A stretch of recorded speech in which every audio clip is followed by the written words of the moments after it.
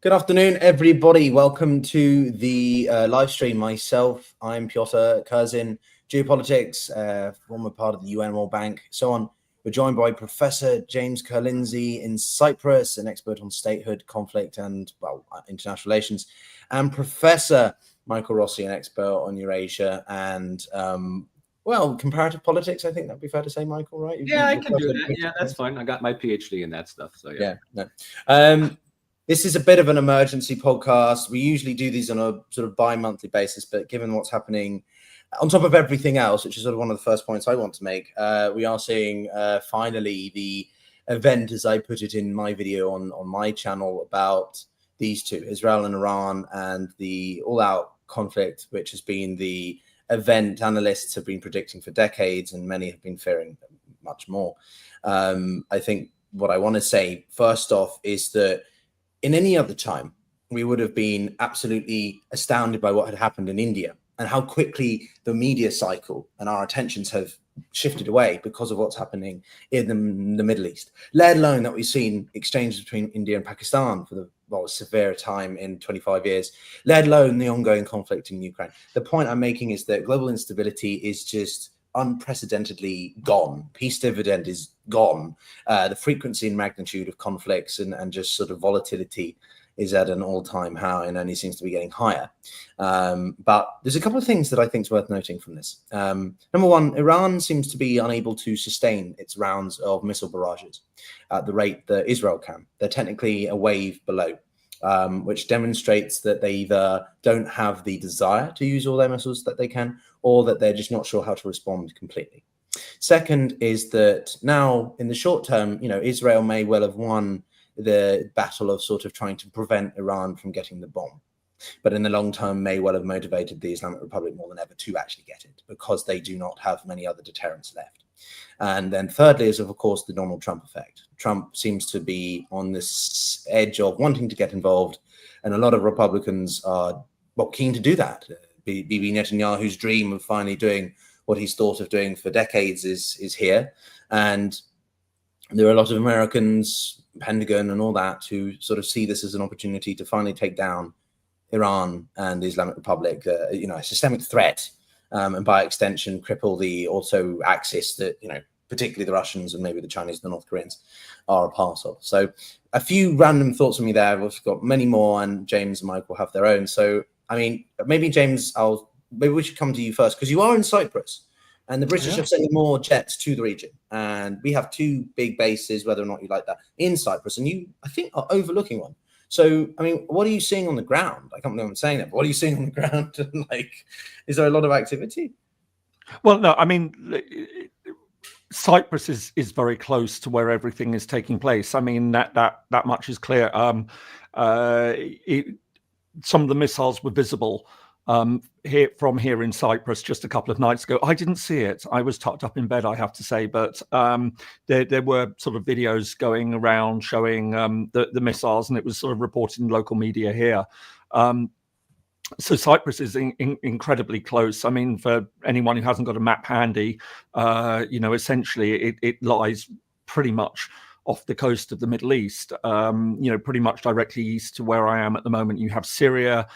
You just head down slightly southeast from that. You get to Lebanon, then to Israel, Gaza, and then Egypt. So it's really, really very close to the scene of what is happening at the moment. And obviously there is a certain degree of nervousness. I mean, there's nervousness because, as you said, there are two large British bases here in Cyprus. These are sovereign base areas that were created at the time when Cyprus became independent in 1960. You've got a very, very big British air base, RAF Akrotiri, which is sort of over to the west of where I am at the moment. But on top of that, there's obviously also the concern that, if missiles overshoot for any reason, could they head towards Cyprus and things? So, obviously it's something that people are more than a little nervous about. But at the moment, obviously, the key focus is what is actually happening in Israel and the Israeli strikes on Iran at the moment. So yes, it is obviously being watched very, very closely here, just like everywhere else. But we are that little bit closer to the action. Haven't the Iranians used the Syrian government to relay a message to Israel? I believe that was something I read this morning. I didn't see that particular report. The Cypriot government, you mean? Yes. They apparently, according to the BBC and another one, maybe you can look into it, they've sort of used them as a go-between. I thought what you said the Syrian government. I was thinking, blimey, I hadn't seen that report. No, it would have been a completely, that was a significant shift in everything. Look, it could very well have been the case. I mean, the interesting thing about Cyprus is that it's undergone quite a significant shift in its foreign policy over the past decade. Traditionally, Cyprus was very close to the Islamic world, very close to many of the Arab countries. Not because Cyprus, I mean, you know, you've got the division on the island, and I'm not going to go into all of that now, but the government of the Republic is led by the Greek Cypriots, so one would wonder why. But in actual fact, because traditionally Turkey had a very, very close relationship with Israel, Cyprus had built up a very good relationship with many Arab states, and including, although I know it's not an Arab state, the Islamic Republic of Iran. And so, yes, Cyprus had certainly had those sort of good relations. But what we've seen in the past decade is that it strengthened its relations with Israel for a number of reasons, partly because Turkey was starting to reach out to many of the Arab states. We saw that at the time of the Arab Spring. But it's also to do with energy exploration, natural gas resources in the Eastern Mediterranean. So in fact, Cyprus has built a very good relationship with the Israeli government. And so in many ways, it would be a natural go-between in some ways. I mean, Cyprus insists that relationship with Israel isn't to the detriment of its relation with various Muslim countries. So it wouldn't necessarily surprise me that, you know, and there are some countries which have been playing this role. I mean, for example, the Swiss for many years were the go-between between Iran and the United States. For example, well, you know, Swiss was handling Oman, the Americans and the Iranians. I think to contextualize it with what we're currently seeing, obviously, the Iranians and Americans have been in these talks about trying to reestablish a kind of a limitation on Iran's nuclear program, even though... Yes, I mean, diplomatic. When United States and the Islamic Republic broke off diplomatic relations, Switzerland was acting as go-between for a very long time, so for many decades. But you're right, I mean, Oman has been the go-between on the nuclear talks between the United States and things. So yes, I mean... And Cyprus is very much trying to send the message that it can perform this sort of role. I mean, you know, it's also an EU member, and it's been very active, for example, in trying to get aid to Gaza. So yeah, that would certainly fit in with the bigger picture. I think James as well. Like, just to Michael to bring in you on this. What's notable, also, out of all the many notable things, I guess, is how quickly. At least for my interpretation, I see it like this: is how it's interesting how quickly the Kremlin and the White House can have a conversation as soon as it's about another regional issue and crisis, because actually those two know that they are still sort of quote unquote the arbiters of peace in other parts of the world, the Security Council and all of this. They haven't spoken for ages, and then suddenly they're having a conversation hour long, and they both agree that they should start fighting. Interesting that, and also that obviously the hypocrisy of the Kremlin over the comments and Iran's actions or Israel's action, etc. But Michael, I wanted to bring you in on that because you're are you in DC? No, I'm in New York. Oh, you're in New York. Okay, you weren't part of the fandom of the parade then. Yeah, and you know, let me just point out that, you know, it's bad enough that our Mad King had to deal with the radical left yesterday ruining his birthday, but now we have to bring in the Zionists and the Islamic Republic as well, starting a war. I mean, can Trump just get a day just to himself? You know, obviously, you know, it's clearly the world just does not like him.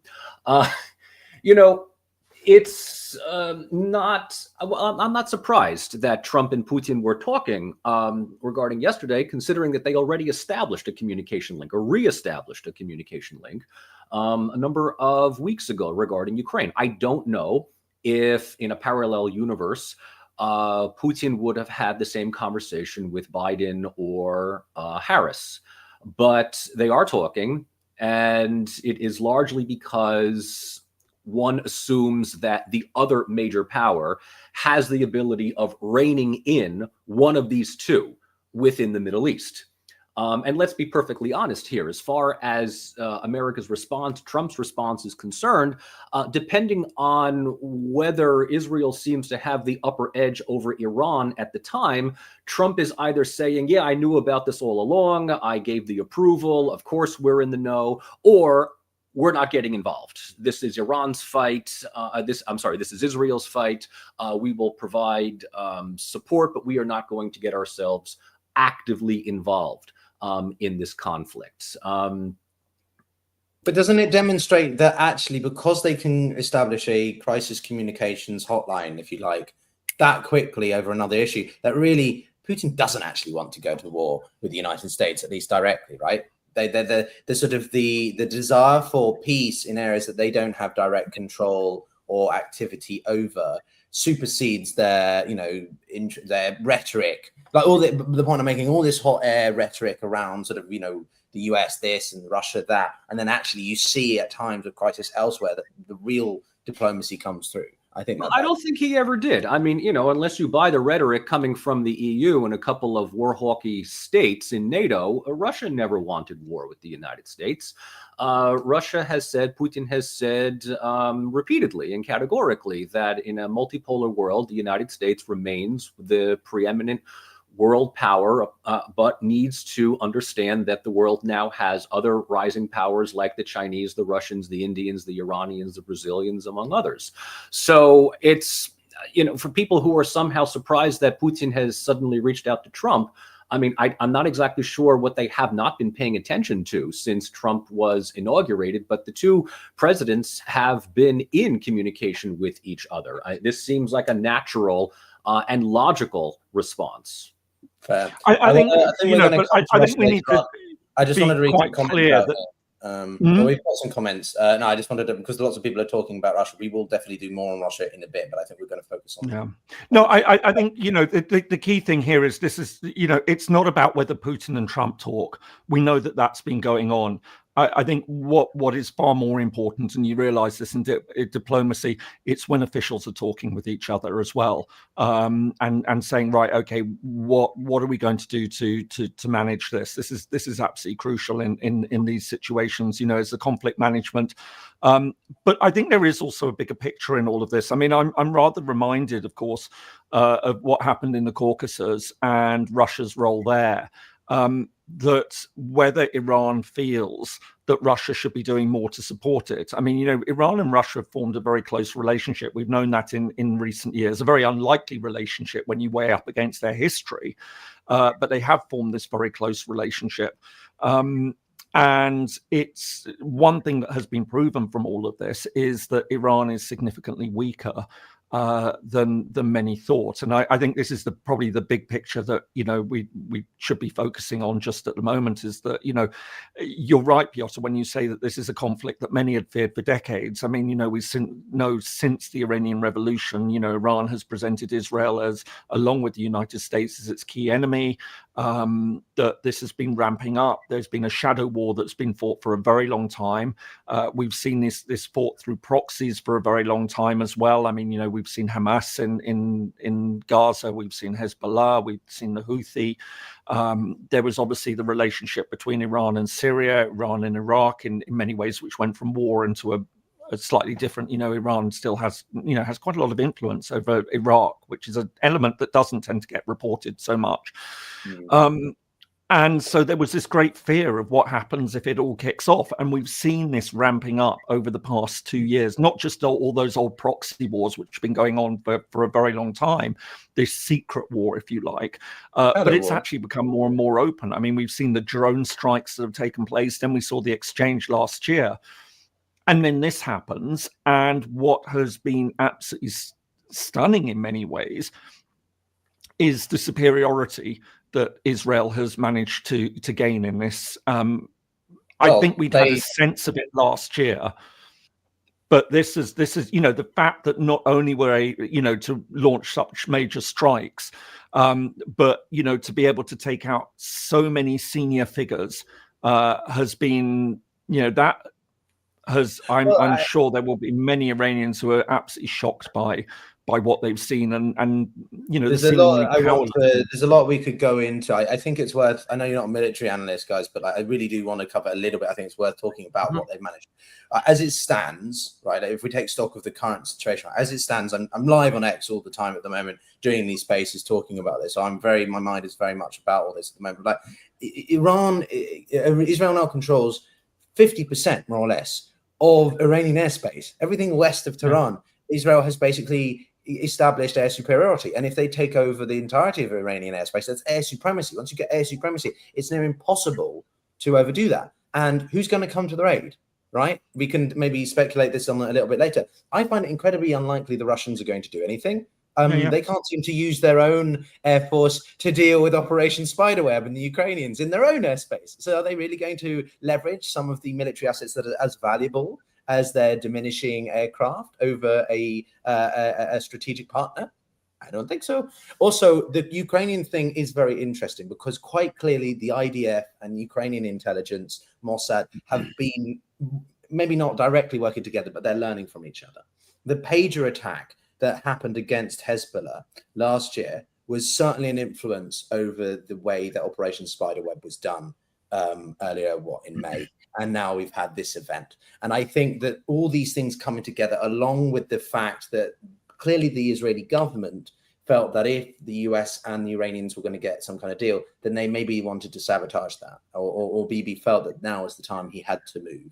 The speculation on the motivation of that, I'm not pretending to know what Netanyahu is doing, but also keep in mind that this is all happening with Gaza in the background. And from context that I have in the UN, and I'm not as experienced as you guys, but your emphasis, James, on backdoor diplomacy is a really important one I want to underscore, because in my time working in the UN sphere, you see so much work going on between countries trying to communicate with the ones that are directly in a war between each other, sort of to try and get some kind of talk going. You might have 3 or 4 go-between states, right, to get that going. And the point I'm making is that it was quite clear to some people that France and a few other Western nations were on the verge of potentially recognizing Palestinian statehood.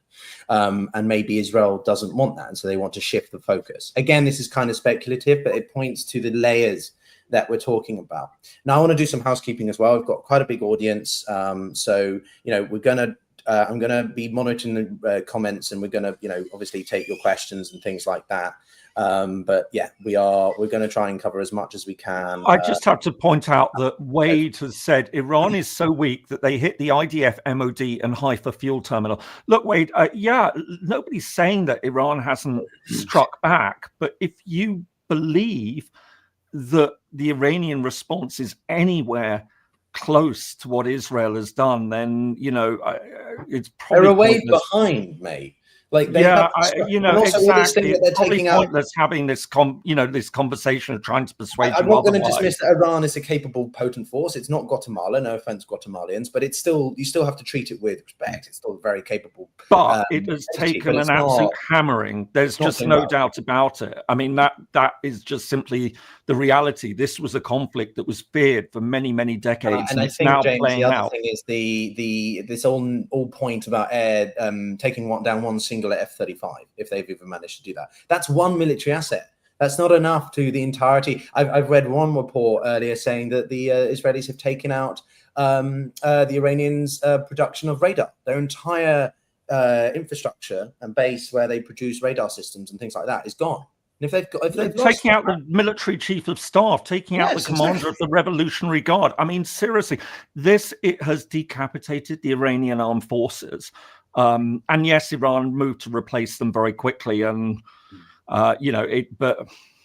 it will have been. So I'm not saying all this to glorify, but I think what, this was a conflict that we were fearing for a very long time, and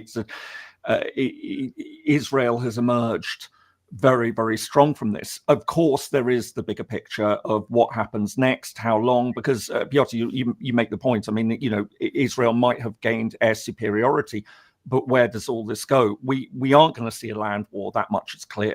And perhaps the saving grace in this whole situation is that they aren't neighbors, because I think then we would have been dealing with, it would have been horrific.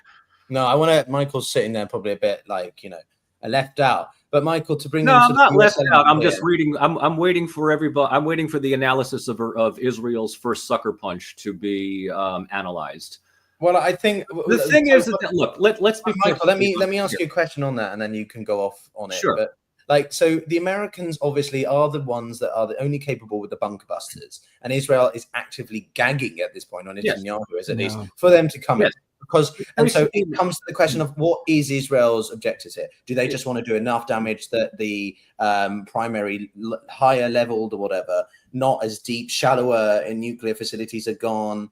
Do they want them to come in so that they can take it out completely 100%? Do they want regime change that the US does something complicitly as well, or they just support them indirectly? What's your, what are the end games here? What's the military objectives there? No, they want the American evangelical Zionists within the military-industrial complex to get involved in a war that Israel started and that America will finish. Interesting. Full stop. I mean, look, I agree with James. Israel achieved significant advantage over Iran in, I wouldn't call this a preemptive strike. This is a sucker punch. A preemptive strike is when you know that you're going to be hit by the other country and you attack them first. Israel should be awarded the Nobel War Prize. If there ever was one, we need to give it to Netanyahu. I mean, the man has been successful, consistently successful in scuttling any kind of negotiated settlement between Iran and the West for the past 10 years. Ever since the JCPOA, which was initiated under President Obama, was started, which by all accounts was working. Iran was cooperating with UN nuclear weapons inspectors. And there were two people in the world that were upset by this: Benjamin Netanyahu and Donald Trump. And Trump because he could gain political leverage over this, and Netanyahu because he's just a guy that loves to find the shatter point to scuttle any kind of settlement between the West and a non-Israeli country that is hostile to Israel in the Middle East. He was able to scuttle JCPOA when Trump was elected in 2016. Trump pulls out of JCPOA.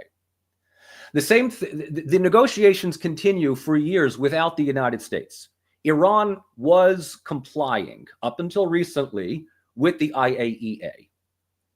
The narrative that Iran is building a nuclear weapon is based on Israeli intelligence, which sources are little more than "dude, trust me, bro."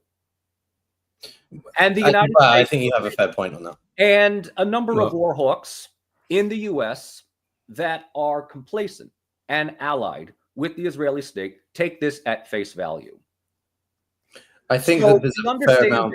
The understanding that negotiations with Iran were slow but moving in the right direction were seen as detrimental to Netanyahu once again, who successfully was able to manage a crisis in which Israel will attack Iran, and the United States, as I have said repeatedly here and elsewhere, looks at Israel as an indispensable ally around the world. We will throw any other country under the bus except for Israel, and Israel knows this, okay?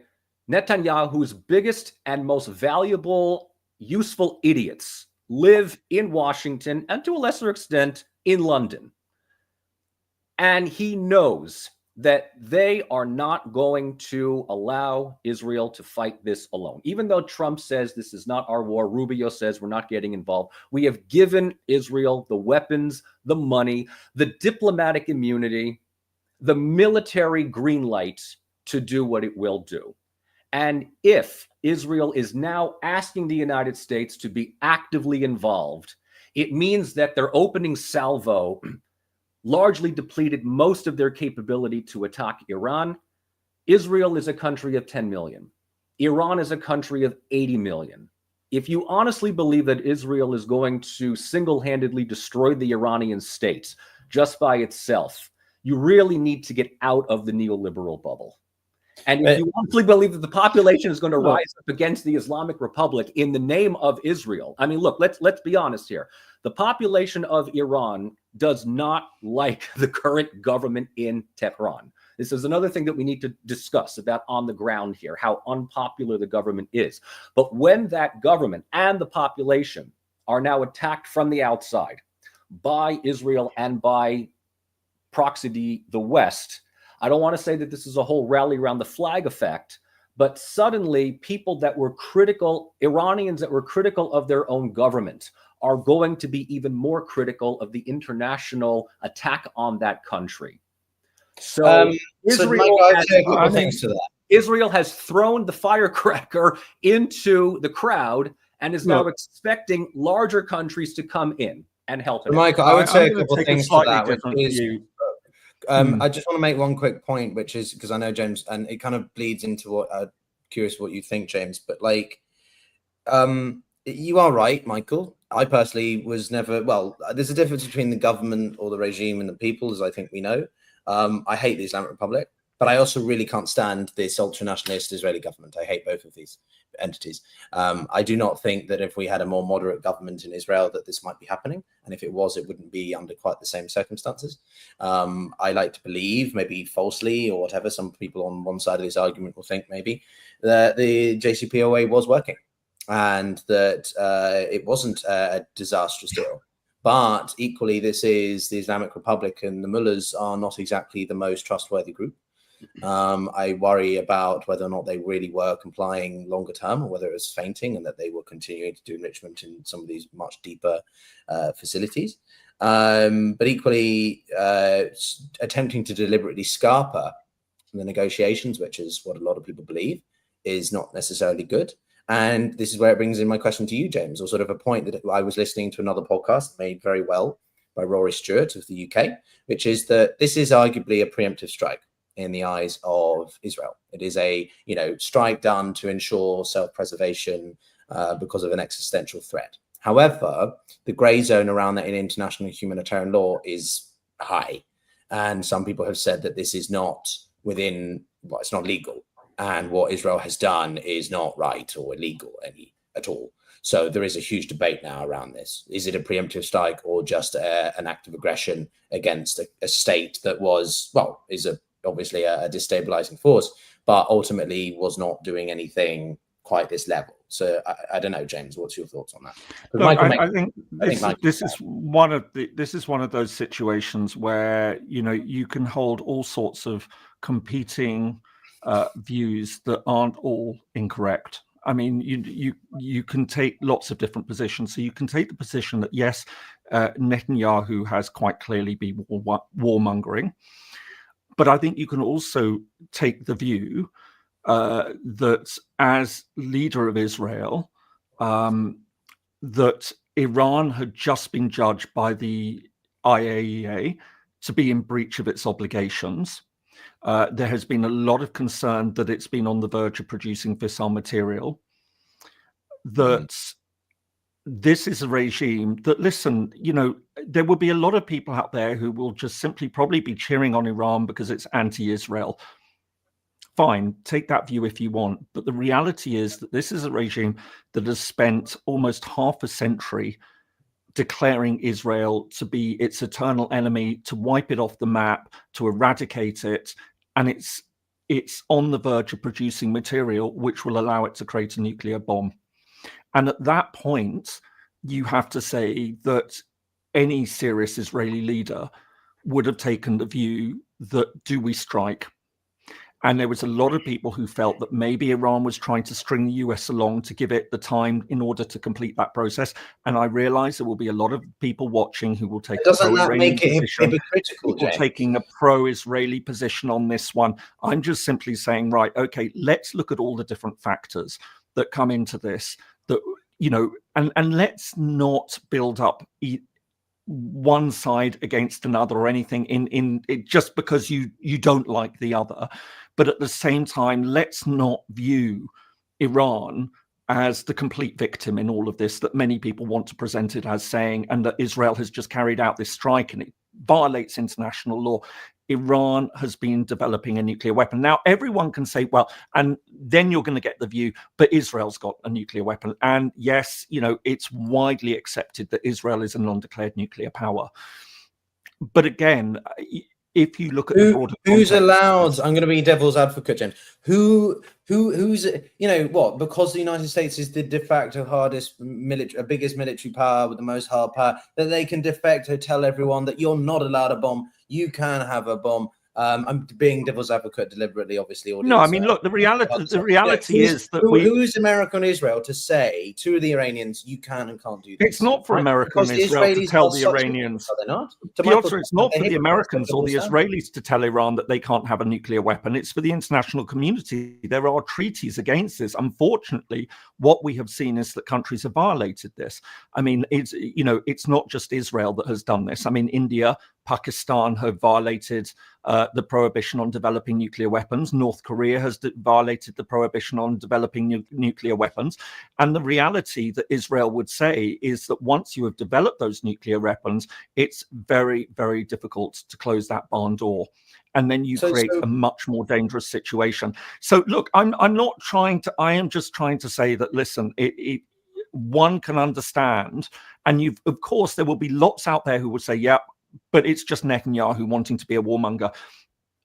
Absolutely. As I said, you can have two different positions on this. It doesn't mean that they're both wrong. Netanyahu can be a warmonger, but he can also have made that judgment that this is getting to a dangerous stage that he cannot allow to continue. Well, James, also keep in mind, also for everyone on the audience, we're all friends here. Like, Michael and I have our opinions. James and Michael. Like, yeah. I'm just trying to say from a detached point of view. For sure. This is why I think it's so surprising for people sometimes when you actually get three people who disagree but can also get along. And I think that's why we enjoy. I mean, you raised the point about who is it for Israel to do this? Israel's got the power to do it quite clearly, although, as was raised, and I think we also need to wonder what is Israel's longer term game on this, because the point is it can't just stop this process with James, the airstrikes. But the moralistic and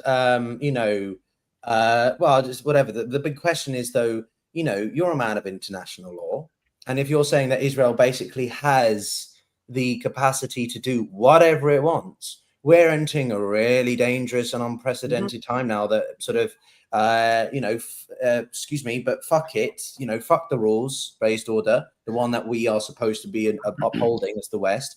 That doesn't matter anymore. What precedent does look, I'd be a little bit more sympathetic to this, and I'm to be really, really honest. I'd be a lot more sympathetic to this if Iran hadn't spent 50 years talking about wiping out Israel, frankly. That is the bottom line in all of this. This is not, I think that adds a very different complexion. And however one feels about it, I would just like people to bear that in mind. I'm not here to play advocate for Israel by any means. I've been extremely critical of its brutal war in Gaza, which I think has crossed the line quite clearly into genocide. So I'm very happy to be very critical of Israel and its behavior. But at the same time, I don't think that we should be treating Iran with rose-colored specs and thinking, right, it's just the victim in all of this is of Israeli warmongering. It is a regime that has declared for half a century it wants to wipe out Israel and has been developing nuclear weapons. I think most countries would say if they were confronted with a foe like that and they were in a position to do something about it, that they would act. No, fair enough. And again, I'm not trying to be deliberately. We've got a lot of people listening. Some people I'm hearing, I'm reading messages on the comments, and people are saying, this is the first time I've seen these guys. This is really good chat. So I think it's important to have the conversation and be blunt about it. Absolutely. This is an incredibly important issue. Let me throw this in. So James, by the rationale, Iran for the last 50 years has stated on it, thing, right? Israel needs to be wiped off the map. Death to America. Right? Those are the two rhetoric. That's the thing. It's not just a rhetoric, Michael. Let's remember that it has been funding Hamas. It's been funding Hezbollah. It's been funding the Houthis. It was supporting the Assad regime. It's a little bit more than just rhetoric as well. There's been a systematic attempt, and there has been effectively a shadow war fought between these two countries for a very long time. But it's on the verge of reaching territory that makes it that much more dangerous. So the big question then is this, because in addition to Iran, we have a country like North Korea that's effectively stating that a number of other countries also need to be destroyed. Rhetoric is one thing, capability is something else. You just said before that you've said before, Iran does not have the capacity to do what its rhetoric claims it to do. What do we then do? I mean, countries say a lot of things. Do they have the capability of following up on that? Israel says a lot of things as well. Do they have the capability? Do they have by themselves, even with all of the money that's that the whole my point, Michael, country gives them, the green light, the vetoes at the UN Security Council, the genocide that they are committing right now, which I know you can't be committing the two things together. You know, it's sort of like, the greatest thing about the IAEA had just judged Iran is that the Israelis are still committing genocide against the Palestinians. But yes, and that's something which as I say, I condemn. But I, at the same time, understand that the IAEA has just said that Iran is in breach. There is a substantial body of thought that believes that Iran has been stringing this process along. I naturally would have preferred to see a continuation of the diplomatic process. And I'm not here, as I say, to act as a spokesman for Israel. But what I am saying is that let's not treat this as just, Iran is the innocent party in all of this. It had just been held to be in breach of its obligations by the IAEA. There is a significant body of thought that believes that it's on the verge of being able to put together a nuclear weapon. I've got a question that I sort of want to throw into the mix here, because I think it's worth doing. A lot of the comments here, I see this not only or merely as sort of, it's about Iran versus Israel. It's about a broader movement, or when people support Iran, what I'm seeing a lot of comments are, it's about a resistance. So do you think sort of, is it one of the biggest, I think, ambiguities around all of this is just how supported the Islamic Republic regime is. There's a lot of debate that Iranians don't like it at all. They hate it and they want to throw it over, etc. But then there's the other argument, which is that, well, people sort of have been living under it and gotten used to it. And the West obviously overplays that because it benefits their narrative of wanting to get a more pro-Western government in. So it's sort of, do as many Iranians inside the country support the regime, or is it more outsiders, people who see what the resistance of the Islamic Republic actually believe it more than it is? Do you know what I mean? How much of it is actually Iranians versus people who see it and think the support of, because it symbolizes resistance against Israel, resistance against Western hegemony and US interference in the Middle East for decades. These themes often come together.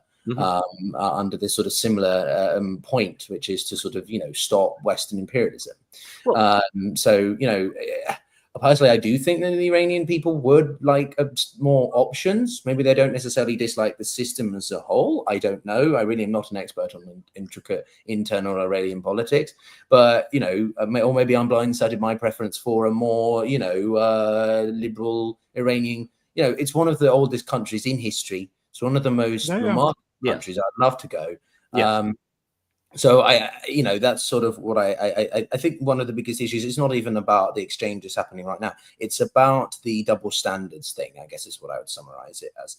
And clearly you guys have quite different views on that. I mean, admittedly that you're not necessarily disagreeing that what Israel is happening in Gaza versus what's happening right now, but it's sort of more, you frame it slightly differently. I don't know if that's what I'm trying to sort of summarize what you guys are, debating about, right? So let's take the Iranian perspective. Let's leave Israel out of this for the moment, because I think that you raise a rather good question here, and that is that the global response, the Telegram response, the internet response tends to be pro-Iranian rather than being pro-Israel. And let's divide this up. You have the people within the country of Iran. You have most of us are outside of that. And this is not a quantitative analysis by any measure. But I think that the support for Iran has less to do with the Iranian government, less to do with the Islamic Republic as it is, and the idea that Iran is, I'm sorry to say this, giving Israel a taste of its own medicine from the last 1.5 to 2 years. So you see the visceral reactions on Telegram videos of Tel Aviv being hit, Haifa being hit. And it's finally being like, aha. The Israelis are finally, who have been cheering for 2 years about what they've been doing to Palestinians in Gaza and the West Bank, mind you. And they're finally, chickens are coming home to roost. I mean, this is just a visceral internet response. When it comes to Iran itself, let's be clear. Most people outside of Iran don't know what life is like inside of Iran. And James and I will agree on this, I would say 100%, that the Iranian government has been in power for nearly 50 years and is unbelievably repressive, but at the same time, unbelievably corrupt and largely inept. I mean, it is sort of this old crumbling system that is trying to hold on to some kind of ideological dogma, which I have not been to Iran. I know people from Central Asia who have spent a good amount of time in Iran, both in the past and in recent months. Large parts of Iran today are populated by people under the age of 30 that have little to no love for the government. The strict use of Islamic dress, the veils, everything else, largely gone in northern Iran.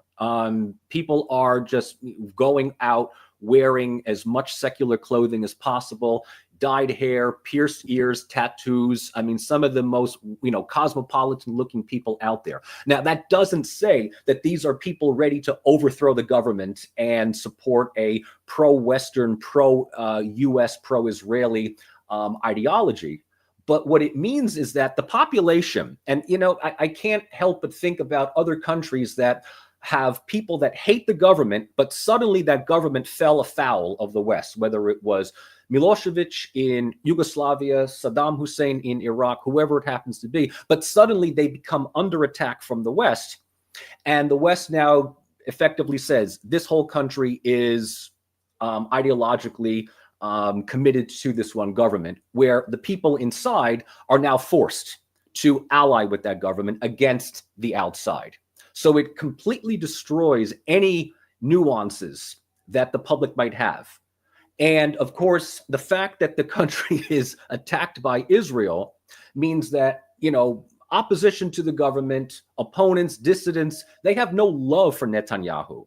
They have no love. They have no trust for the West. But any attempts at trying to reform the country from within are now scuttled, because the hardliners are going to look at this and say any dissent from within can be seen as a threat to the regime. So what I would say is that, again, it comes to what I'm reading in the comments, because I'm trying to balance, navigating the conversation, but also, people do seem to appreciate that we are letting each other air our thoughts without, shutting it down, or it's not an echo chamber, which I think is part of the point here, that there is such a vitriol on either side. And that's exacerbated by the extremity of the Israeli current government. Keep in mind, Bibi Netanyahu is indicted for several stuff. And some people are arguing that it's about, trying to keep... But, I mean, they're already wanted in The Hague under international law for war crimes against the Palestinians.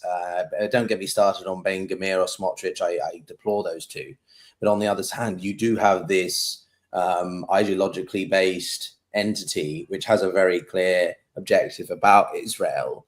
Now, people argue whether or not the regime, the Islamic Republic, that is still as ideologically driven as it once was, because the more it has to survive, the more it has to retain power, the more pragmatic and survivalist it has to become. You kind of have to drop some of that ideological extremism. And I whilst, we can argue that Iran was more of a paper tiger than we thought or whatever, what is illustrative is how much they do leverage diplomatic channels when they want to, right? I'm thinking of the diplomatic communiques they use via the UN. They didn't go straight to one country or get another one. They sent it to the highest level of multilateral diplomacy to try to emphasize that we don't want to do X, Y, and Z. So it's quite interesting that on the one hand, Iran says these things, what Khamenei and others are saying, versus what they actually do. It's a bit like sort of Medvedev in Russia and then what the Russians are saying versus stuff. You know what I mean? James, you want to jump in? I'm sure, but no. Look, I just listen to what you've been saying, and I think one of the other things that I've been following international relations long enough to remember debates that were taking place in the 1990s. I mean, the reality is, so look, if you want to present another side of all of this, to say that, one of the things which has strengthened Iran over the decades, one of the things which has made sure that the Middle East, and I think this has changed a little bit, though, in the past decade for a number of reasons, but it was obviously Israel's failure to deal with the Palestinian issue, to set up a two-state solution. This was something that antagonized a lot of people across the Arab world. I think that this has, as I say, changed. I think, what we've seen with the Abraham Accords under the first Trump administration was the first real signal that many Arab states had lost interest in the Palestinian issue. But it is still something that for many people is an important issue. And I think Iran has managed to play off that. So I think, we've also got to recognize in all of this that, that is an issue that has made the Middle East so much more unstable over many decades and has provided excuses, rationales, whatever, justifications, whatever you want to call it, for many of these attacks on Israel. So I think, that is another reason why many people will also be saying to Israel that this is an issue that now has to be dealt with. And I think it's very interesting, for example, that we are seeing this French-Saudi Arabian initiative on Palestine, because this has got to be resolved somehow, because it remains a sore that just keeps coming back and needs to be dealt with. And well, I think it's worth also taking stock, James, that sort of keep in mind also for audience, this is not a full-fledged Iran. Part of the reason Israel has probably taken these moves or decisions to act so unilaterally, there's debate about how much the United States knew. I think obviously Bibi instigated this in November once he knew Trump was going to be the president, but how much the US has been involved tacitly versus explicitly is, there was a Wall Street Journal article I was reading yesterday saying that the US is already acting on the ground, at sea and in the air in various capacities. Obviously the Jordanians, the Saudis have cut off their airspace to the Iranians and given subtle protection in the past rounds we've seen in September and April of last year. So point I'm making is that there does seem to be tacit support for the Israelis at the expense of the Iranians. But then there was another article that was saying that the Saudis were actually trying to communicate with the Iranians over Israel's actions in Gaza, because they were the Arab Gulf states have had enough of the Israeli government's operations in the Strip and West Bank and the encroachment on Palestinian land. Now, I personally think that Palestine should be a state. I don't understand why it's not. But equally, it's not easy to do under the current circumstances with this Israeli government. So there's so many layers is what I'm saying here. The Iranians have lost their sheer crescent. Just to throw in another curveball, right? Sorry, but also, this is, if I could just simply say, this is why I said that, and I think I really would say, and I'm going to wear my policy analysis hat now, is that, two competing truths can both be true. It don't sort of make this that because you believe one thing that something else can't be true. And it comes back down 100%. To it that, there are a lot of countries out there that might hate what Israel is doing in Gaza, but also have no great love for Iran. And just say, and as you said, you're closing off airspace and things, don't want this escalated. Iran is not the great savior. And I think that a lot of people might be sort of taking this view that they don't like what Israel is doing in Gaza. And so Iran has got to be the good side in this story. Yes. I support I don't know, the Israelis' fear, or I understand the Israelis' fears over Iran. I want there to be a Palestinian state. However, I find it extremely difficult to see how it exists in its current format. There are I hate the Israeli government, right? Just because I hate the Israeli government doesn't mean that I hate all Israel or something like. The amount and of I just sort of wish people could be a little bit more detached to understand that and make those connections. Why does it have to be so binary? We need to also understand something here, is that those that are making the connections between what Iran is doing in Palestine, I think, are wishful thinking here. Iran has not said anything about Palestine. There are two countries in the world right now that do not want a Palestinian state: Israel and the United States. That's the reason why it doesn't exist. And the Arab countries within the region can voice all the rhetoric that they want about a Palestinian state. They haven't done a single thing. And the reason why the Saudis are every so often are getting a little antsy with Israel is because they're not done committing genocide. Commit genocide and get rid of them already. That's the whole problem. They're still there, and it's pissing normal people off. And the reason why, look, Israel's not going to stop at this point, because you know what? You're already implicated. You already got two cops with the sirens behind you going 120 in an 80-kilometer zone. You think you're just going to pull over now? Have a little fun. Make it worth your while. That's what Israel is doing. They're not stopping. Wait, so Michael, if I understand you correctly, the Israeli government, the Israeli political officials, you get rid of Netanyahu, you're going to still get the same thing. I know there's some people think all we got to do is get rid of Netanyahu, everything is all fine and good. No. You're going to get let me understand correctly.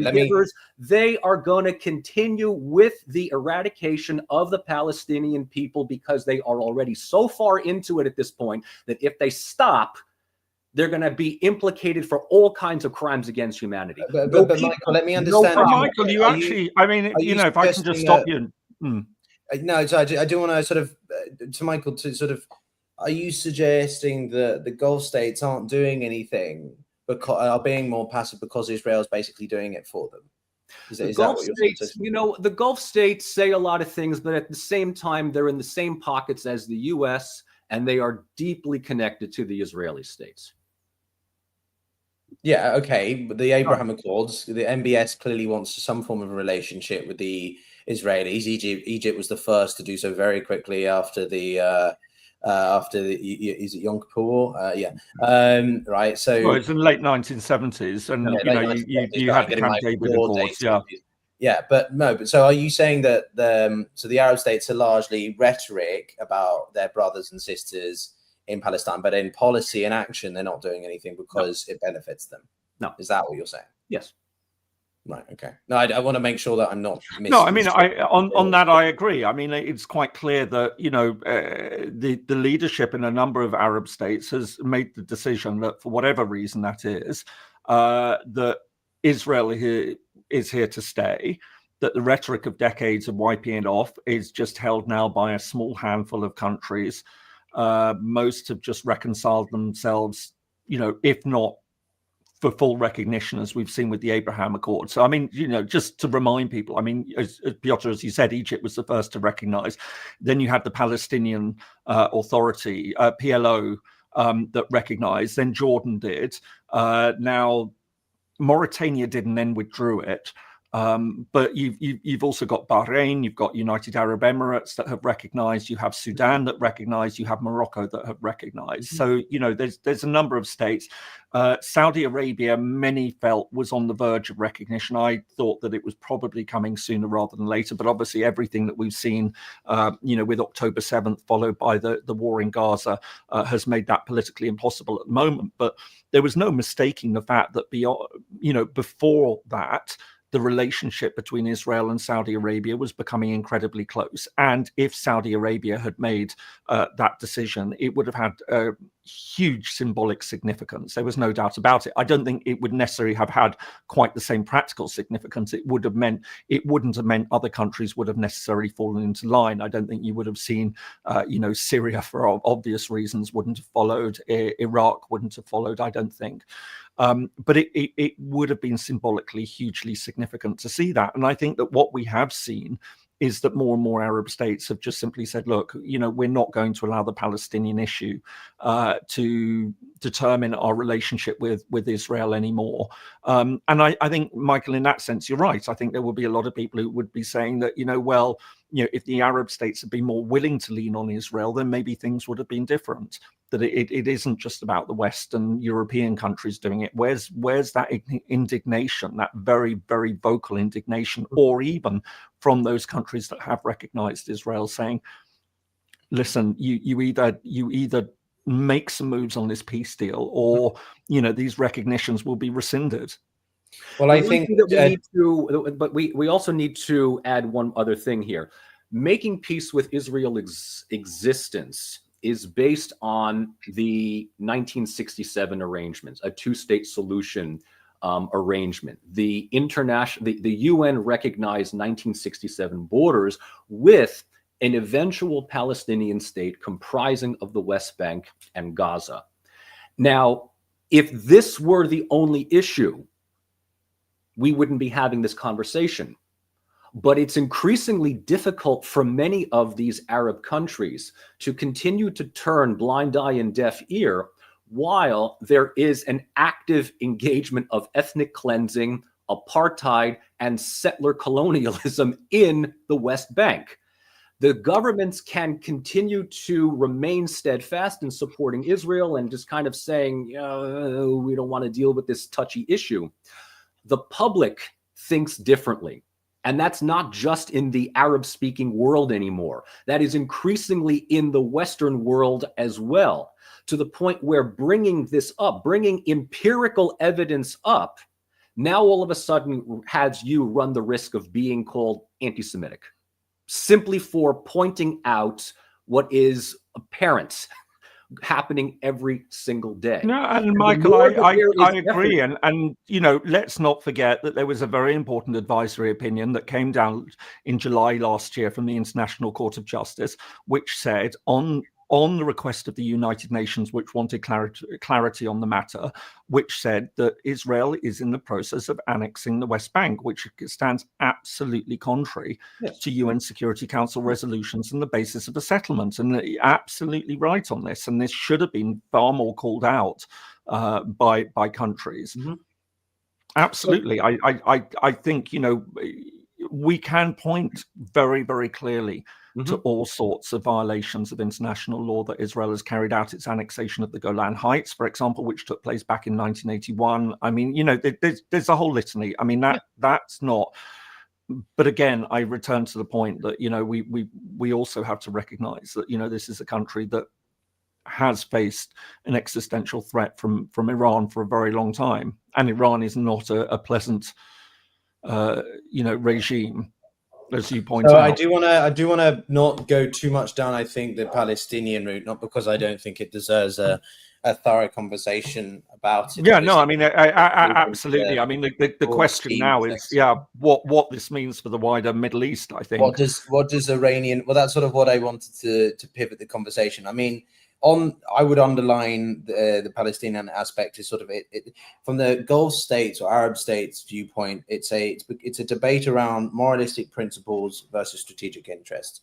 On the one hand, you have them releasing the statements, the Qataris, the Saudis being very unequivocal in their support for Palestine and their brothers and sisters, as we've seen from the foreign ministry of Saudi Arabia. But their actions, well, they're not doing anything. When the Jordanians and the Egyptians are not willing to take the Palestinians, not that they should have to, obviously, this is not something that should be happening in the first place.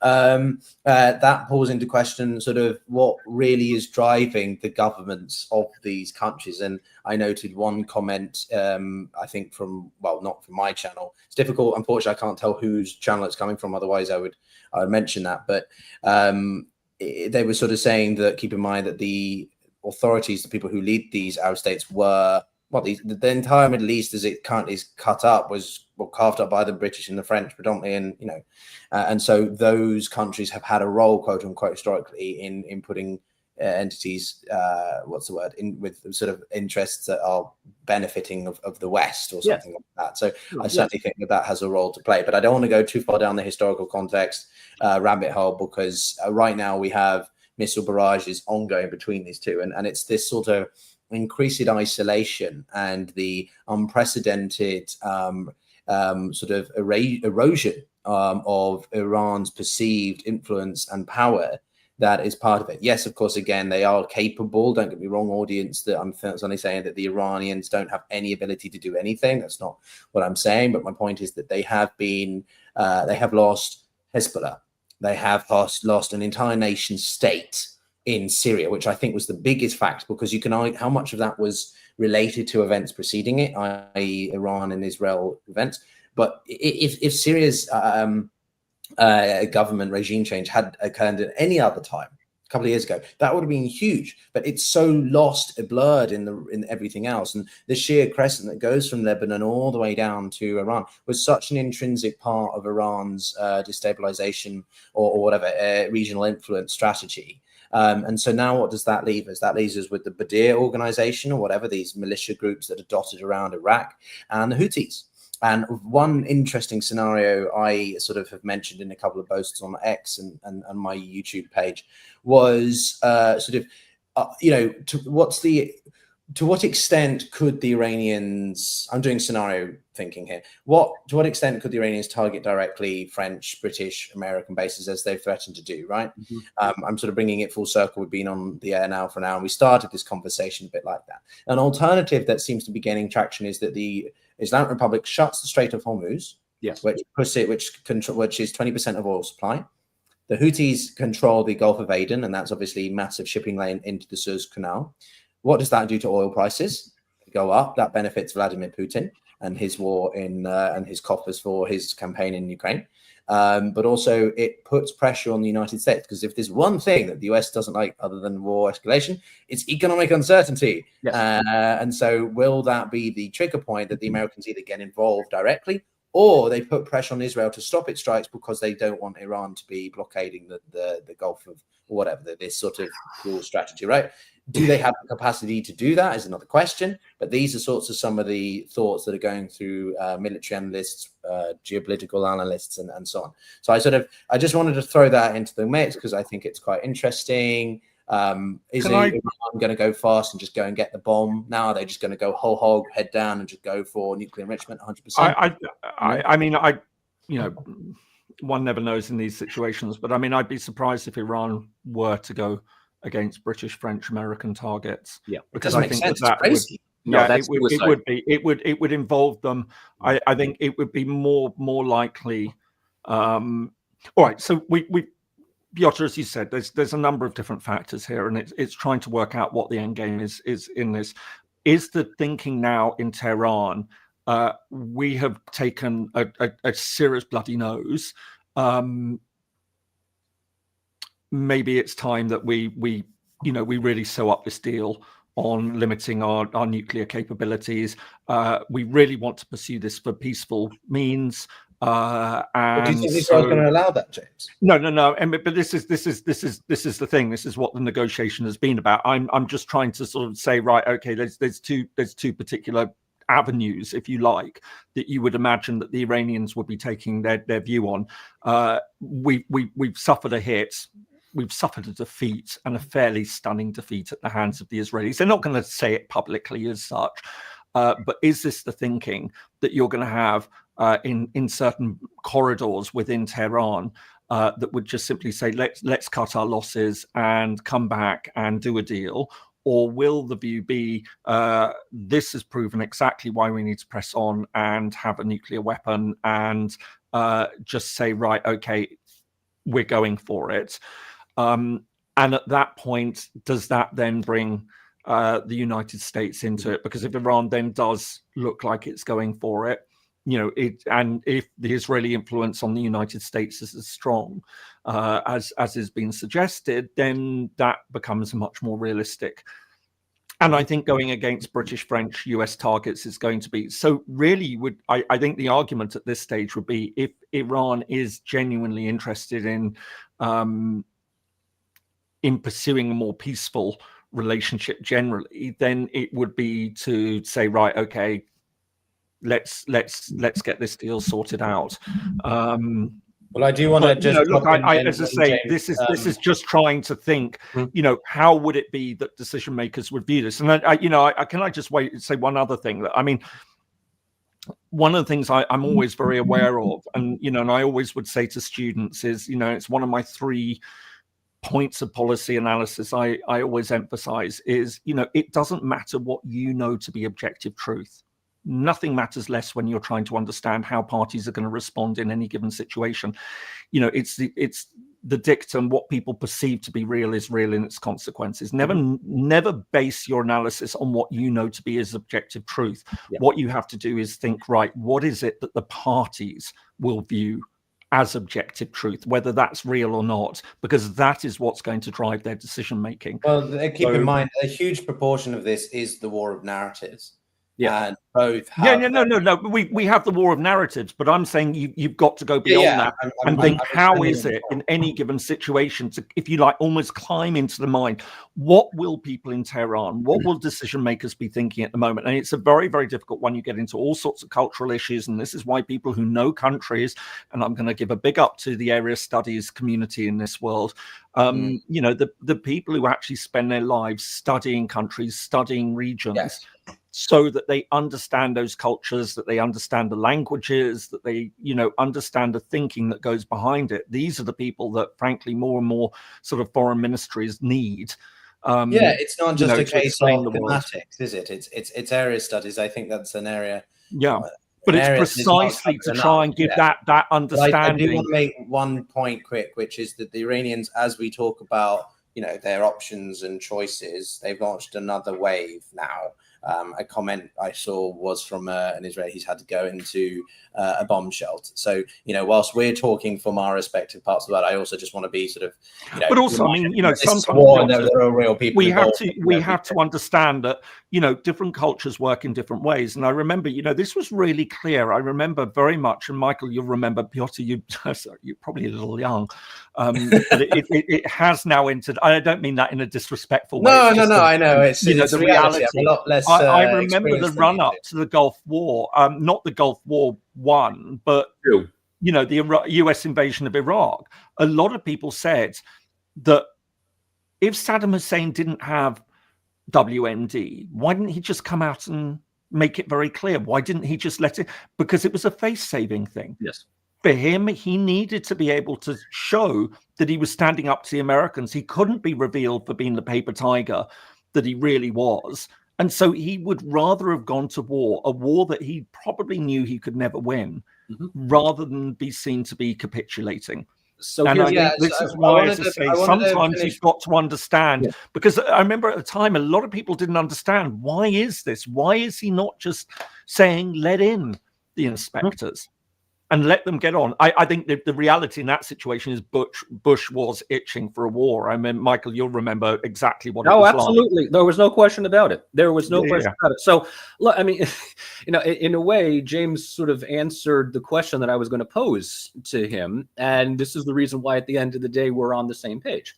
And that is, objective truth is going to always be marred by narrative. And, you know, the big question is that we're asking is, what are Iran's options? Have they taken a blood? They have been hit significantly. In fact, just in the last few hours, you know, Israel had hit their sewage system. So now parts of Tehran are flooded.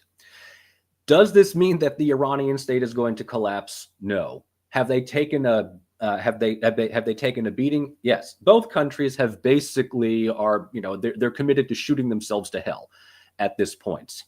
Iran's actions are largely going to be based on the perceptions of one of two things. The first is the United States going to fully involve itself in defending Israel? Most analysts who know U.S. foreign policy are going to say they will, because there are no greater Zionists in the world today than those that are running my country. And this is not just Trump, and it's not just Lindsey Graham, and it's not just Chuck Schumer, but it's the idea that, look, last week there were debates for the mayor of New York City. And a question, not a satirical question, a serious question was forwarded to all of the candidates. Two things. One, would you visit Israel? And two, do you believe Israel has the right to exist? To which any rational response to somebody running for mayor of New York City is, I'm running for mayor of New York, not Tel Aviv. What the fuck does this have to do? Wait, Michael, can I just interject with some news? So I am monitoring I've got X on my screen as well. So I'll let you continue. I just wanted to, according to the Jerusalem Post, which is an Israeli paper, so maybe they're being biased, the Iranians are seeking a ceasefire with Israel, which I would be surprised because they've just launched another round of rockets, which is not exactly going to incentivize the Israelis to do so. But it shows you the multiple layers of diplomacy going on in the background. And I saw one comment saying that I don't contribute anything because I'm a drag on the discussion. I mean, I'm a bit younger, guys. I mean, I wasn't around when the Gulf War was happening. It was 91. I was -2. So I think that's a bit unfair. Oh, Gulf War One. Gulf War One. Yeah. But the other thing the other thing I wanted to say is, what was it, about 2 days ago, Khamenei had also said that if, any country that aids Israel gets involved, we will attack their bases. We will attack their military bases, to which, and I mean, any sane person would say that this is a death wish. I mean, you attack an American military base, British friend, I mean, American, more or less, that is all the pretext that they need. I mean, it doesn't matter whether you have a Democrat or a Republican in the White House. I mean, we have Trump. When his ego is wounded, trust me, he retaliates. Take a look at what's happening in the U.S. now. So it would be absolute suicide for Iran to widen this conflict against American military or industrial locations within the Middle East as well. I know that there are many in the United States that don't want this, that do not want to be brought into this conflict either. There tends to be this assumption that we have a never-ending supply of ammunition, of missiles, of guns, of soldiers. We don't. I mean, we don't. We also don't have the capability, I think, of taking over a country with a population of 80 million. So if we get ourselves involved, I mean, look, we promised. Well, Michael, no one's saying that. I think I do want to make that quite like there's not going to be a ground war in any way, shape, or form, right? Reuters has reported that Trump vetoed the suggestion of assassinating Khamenei. So clearly, I do think there's a division here in how far to go. Is it a whole regime change in the eyes of the Israelis, or is it simply crippling their nuclear capacity to the extent that they are not a vassal state, but like a parastate, a former state that sort of is a rump state, a sort of rump state that is a husk of its former self, and then eventually people do rise up and throw over the government. Is that sort of what they're trying to stimulate? Again, this is not an endorsement; it's speculation. No. I think you're absolutely right, and Michael, you're right. The idea that there would be any ground intervention in a country like Iran is just that is not going to happen. But Piotr, I think you're absolutely right. I mean, I could see a situation where, if Iran did attack Western countries, then I could see heavy retaliation, and it wouldn't be beyond the realms of possibility that they would insist then that and harking back to Gulf War One, of course, was the no-fly zone. Yeah. Well, I mean, how far can they do that? And Israel saying that, look, we will now control your airspace, and we will be keeping it very close. If you try deploying any ballistic missile launchers, they will be destroyed. If you try doing anything, it will be destroyed. I maintain, James, that Iran is still a credible risk, right? This is not a small state, and no, not at all. There is one particular country that I'm aware of that could go further in helping them get, quote unquote, the bomb, right? It's not the Russians. To answer a question from the comments earlier, but no, the Russians do not want the Iranians to have a nuclear weapon. That's pretty clear. And I think even if you're pro-Russia, pro-US, it's pretty clear they don't want the Iranians to have a nuclear weapon. I think There's another country that's even more reckless, which is the North Koreans. And the North Koreans have already had a role in providing information to the Iranians historically. And given their growing exuberance, shall we say, in international playing or international affairs, right? What they've been doing in Kursk and supporting the Russians. This is emboldening Kim Jong-un. And I wonder whether or not the North Koreans could be a player, again, behind the scenes, who help fast track, streamline the Iranians, especially if the Iranians are crippled as they are with the loss of their proxies. What do the North Koreans want or need? They need another strategic partner, another ally, quote unquote, to counterbalance against the West. And so to see them fall, I don't think so. But then, of course, there is Russia. Would a Russia allow Iran, quote unquote, to fall? I don't know if they have the bandwidth to really do anything other than strong rhetoric, which is why they're trying to get a peace deal, because Iran is so integrally important for Russia's actions in Ukraine, the supply of these suicide drones, kamikaze drones, which are $20,000 a pop, which is nothing. The average American drone, I think, is 50 million. Turkish Bakati drones are 1.2 million. So the point I'm making is that Russia needs these drones for their own interests. And so Russia might not get involved militarily to support Iran, but actually diplomatically to prevent the further destruction of its facilities, let alone the state's survival, just its infrastructure that Russia needs for them to produce its military equipment for its own war campaigns, right? I don't know if you disagree with that, guys. And also, I do want to just fling in the big elephant in the room, China. What is China thinking at the moment? How far would they be willing to go to support Iran? Because they are very important, dependent on Iranian energy supplies. Iran does have a role here. Pakistan's comments in the past couple of days and their unequivocal support for the Iranians, is that vis-a-vis Beijing, or is that Pakistan's own choice?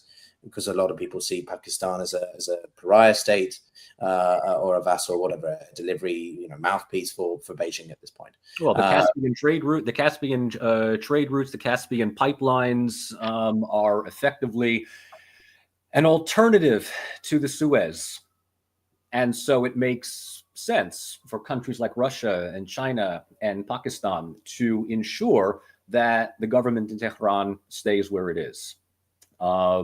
So, obviously, with everything that's happening as quickly as it is, from what you've been seeing from Jerusalem Post, let's take it at face value here, if they're calling for a ceasefire, then let's see what Israel does. Because if Israel is calling for U.S. involvement, let's not overestimate Israel's capability as well. Small states have the ability of doing a lot of damage when they are given carte blanche support from great powers.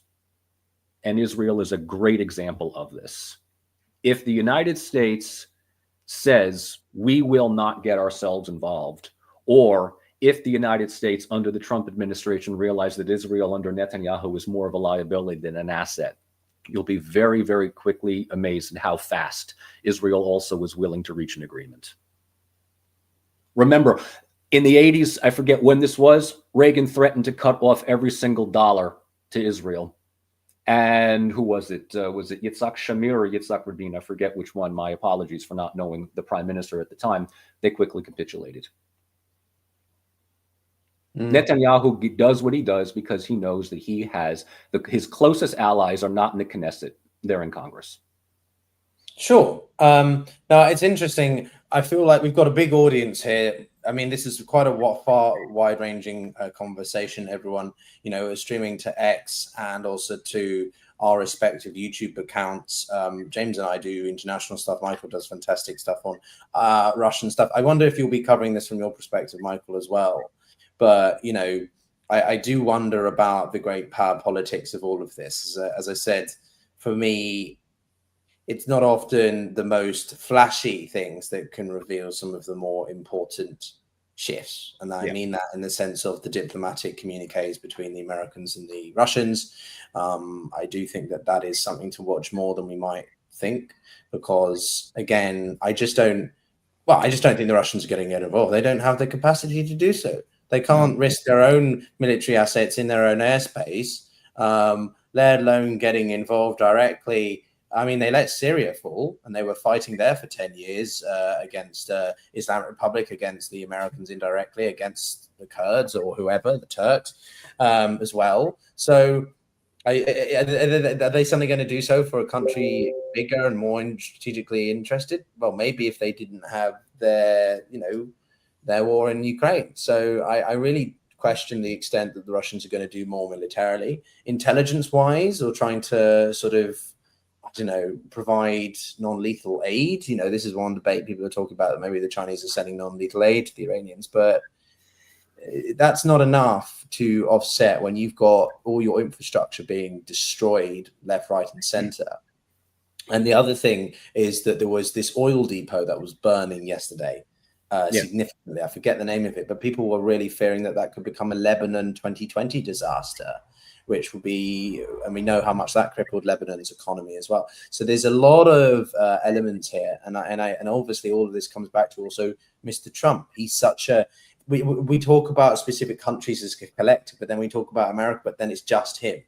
What is Mr. Trump thinking in his mind? Is he thinking that, yes, I'm going to green light the Israelis to continue indefinitely? The Israelis have this campaign. They said it's going to last weeks. Do the Israeli people have an appetite for that? Can they stomach that for weeks, having to go into bomb shelters every day at random times because another barrage of missiles from Iran are coming?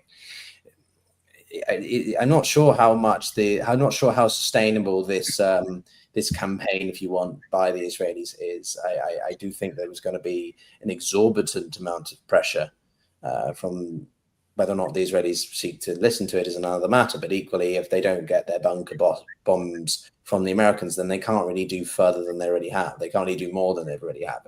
So sort of, even if they want to continue, they may be constrained by sheer practicalities. I don't know if what I'm saying makes sense, guys, but James, two things is that and you started off this by pointing this out, and I absolutely agree, and that is Iran was given, as I said, a major sucker punch within the first few hours, but they've managed to get back on their feet.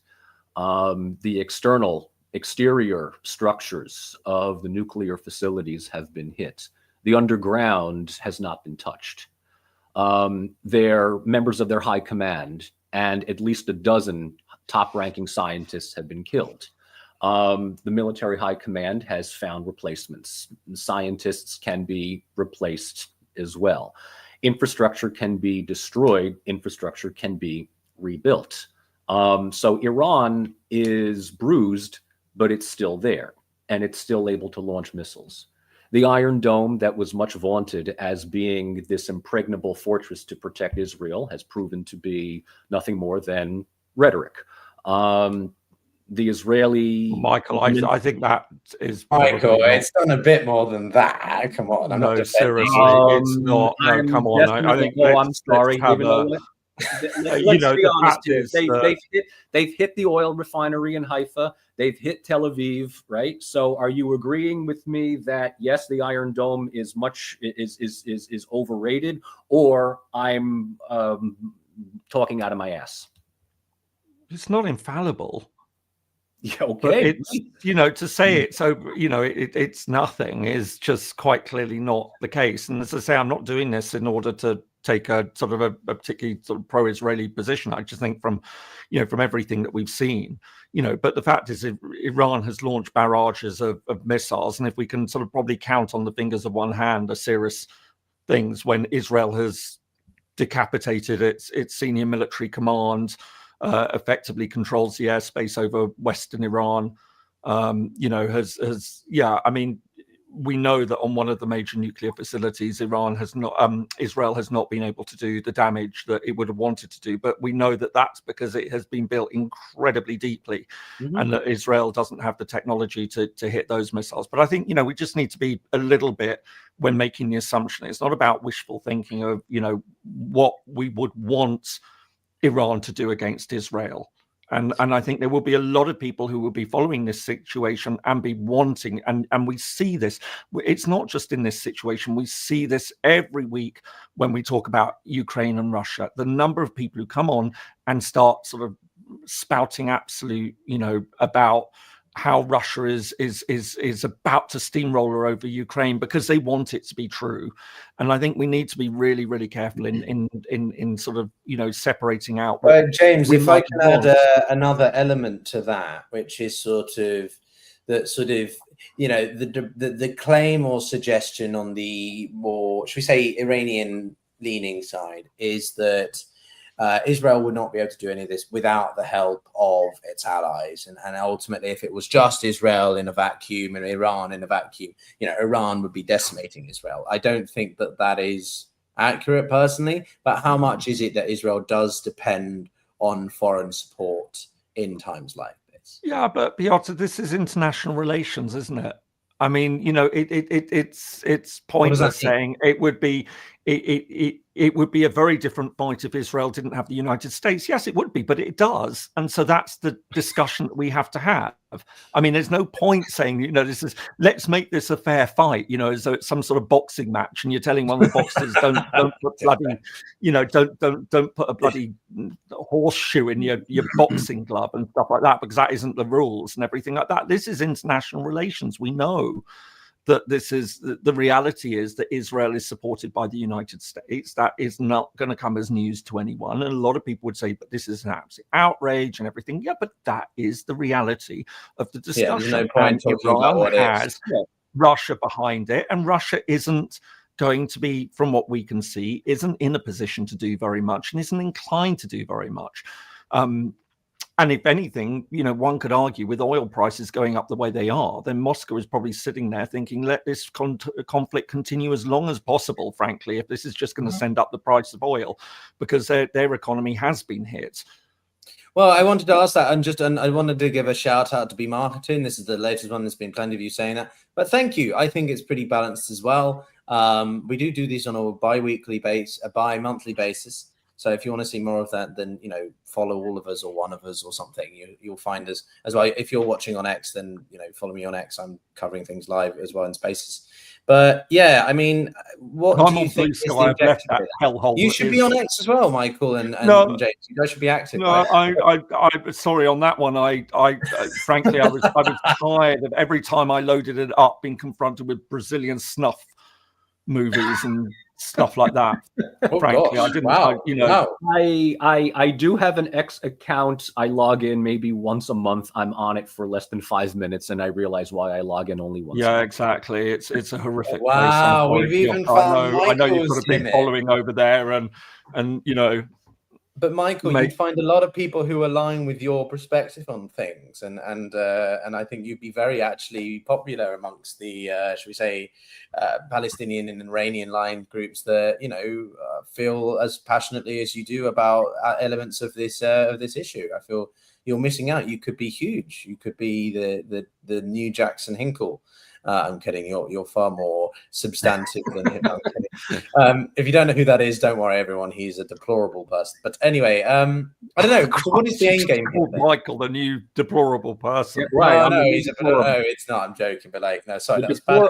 Deplorable Marxist. How about that one? No, yeah, we are two liberals and a Marxist, right? No, but so what do you think happens next? I guess as we've been going for an hour and a half. I don't know how long we want to continue. We could talk about this indefinitely. We've got a lot of absolutely, but I mean, where do you want to go? I mean, look, what happens next is Israel has its ace in the hole, and that is its Western support, diplomatic, economic, even military, if need be. You know, yes, I absolutely agree with James's assessment that you know, people say that it's not fair that the United States is going to back Israel in this fight against Iran. I mean, look, the United States has been backing Israel and defending it from, you know, in committing genocide for nearly 2 years. You think they're going to sit by and do nothing now? Even when we say we're not doing anything, we are going to do something, right? I mean, we say we're not involved in the war in Ukraine. We're absolutely involved in the war. We're not going to involve it. We are absolutely involved, not directly, but indirectly. So there is, you know, Netanyahu can realize that he will have blank check support from whoever is in the White House, Democrat or Republican. My country is ideologically, morally, intellectually, just whatever, wedded to this state. For right or for wrong, for good or for ill. That is just bar none. As I said, you will not find more vocal, adamant Zionists in the world than in the United States. Evangelical Christian Zionists are absolutely committed, especially when we're not just defending Israel, but we're defending it against Iran, the country that is one of the most demonized countries in American political culture, worse than Russia, worse than North Korea, right? Iran is public enemy number one. So for us, this is a Hollywood movie fight that we absolutely are going to get ourselves on one side against the other. And if you're in favor of that, great. If you're against it, I know, but that's just, this goes, again, the narrative that Piotr, you brought up, and James, you also mentioned, which we're all on the same page. Objective empirical observation is one thing, but the way in which people perceive other countries is really going to determine how foreign policy is conducted. I think that on the point of war of narratives, the Iranians are, the ball is pretty, I think the ambiguity comes around the Iranians' move set, in the sense of it's pretty clear what the Israelis want to do, or at least the Israeli government wants to do. And they are the ones driving this, well, offensive, figuratively and physically, right? They're the ones that shifted the goalposts on Thursday when they undertook the moves that they did. Things you can argue whether or not the Iranians were negotiating in good faith, but, and stalling and feigning attention away from whilst doing whatever they were doing with the nuclear enrichment, right? That's harder to prove, but clearly what we can see is what has happened since Thursday. And so now the Israelis are in the driving seat in terms of what they're trying to achieve. Now, the debate is it full-blown regime change, or simply a sort of an incapacitation of Iran's nuclear assets and infrastructure to such a point that they have no choice but to negotiate with much more clearer or on goodwill. But as it stands, they have pulled out of the negotiations today. They are, not seeking to, there's no clear time horizon when those might return. Trump is saying that they should make a deal, but at the same time, the Americans are acting on support of the Israelis on the ground, in the air, and over the sea. Carrier strike groups are being reorganized around the Gulf as we speak. So on the one hand, we've got diplomatic communiques. As always, the military arm moves either in tandem or in contrast. And so I don't personally see this going on for weeks. I don't think there is an appetite for that. Equally, because what's quite interesting, actually, is we have a very engaged community here, but sort of, if you look at the live streams, right? So, for example, when Russia invaded Ukraine fully in 2022, you can go onto the live, how BBC or different mainstream media outlets have their live coverage thing, and you can see that X amount of people were watching. When that happened, I think more than 500,000 people were watching live on the BBC feed. Right now, 30,000 people are watching on the BBC feed. I know it's a bit of an arbitrary metric, but the point is that people seem to be increasingly desensitized or immune to these events that are happening. And it's because there is no, I think, immediate threat, imminent threat of a ground invasion. And continual airstrike exchanges doesn't carry the same weight. So how far does this go? And I think that, the Iranians are going to want to frame this from the fact that they have been on the receiving end of an unwarranted attack, and they were simply trying to negotiate peace. And if they can pressure the Americans to put pressure on the Israelis to stop, then you might begin to see steps forward in the diplomatic sphere. I don't think the Americans are. I don't know. It's really hard to tell. If the Americans do get involved, obviously with a bunker bus bomb, then we are whole hog in, all-out military scenario. We're going to destroy all of Iranians' assets, etc. But if the Americans remain on the fence and somewhat restrained, then the Israelis are not going to have the ability to achieve their maximalist objectives of regime change. And have to settle for this. Piotr, I completely agree. I mean, I think a lot of this is going to depend, isn't it, on how Trump is feeling about this. So he'll be looking at it. As you said, do I go all in with military support for Israel, or do I still chase my Nobel Peace Prize? And I think the Iranians, so the first step will have to be some sort of ceasefire, and then I think it's not going to necessarily be straight back into sort of nuclear talks. I think there would probably have to be a cooling off period. I think the Iranians would want to sort of save face a little bit that it hasn't, been immediately, because they have suffered such a bloody nose. But I think, the hope would be that would be the direction that it would be going in. But how much, James, is that dependent on Israel's operations in Gaza? If the Americans put pressure on the Israelis to stop their campaign in the Gaza Strip, then that will appease the Iranians to stop, their side, and then maybe that, do you not think there's an element of Gaza in that? I mean, that would be an interesting way of approaching it. But you also wonder if even though Iran has for a long time held itself up as the champion of the Palestinian cause, that now would be enough in its own right. But it could, listen, if the Iranians are on the lookout for a face-saving way, that could be a very powerful way of doing it. You're right. That the United States can say to the Iranians, look, we will now lean on, and let's also not forget that just a few weeks ago, and I mean this wasn't just idle speculation, I mean it was something that was being talked about by a lot of very serious news organizations, was that there was a split between Trump and Netanyahu. But hang on, but that's part of the speculation. How much of that was smoke and mirrors? How much was that all part of some, you can take that view, but the fact is that Trump paid a very, very high profile trip around the Middle East. He didn't visit Netanyahu.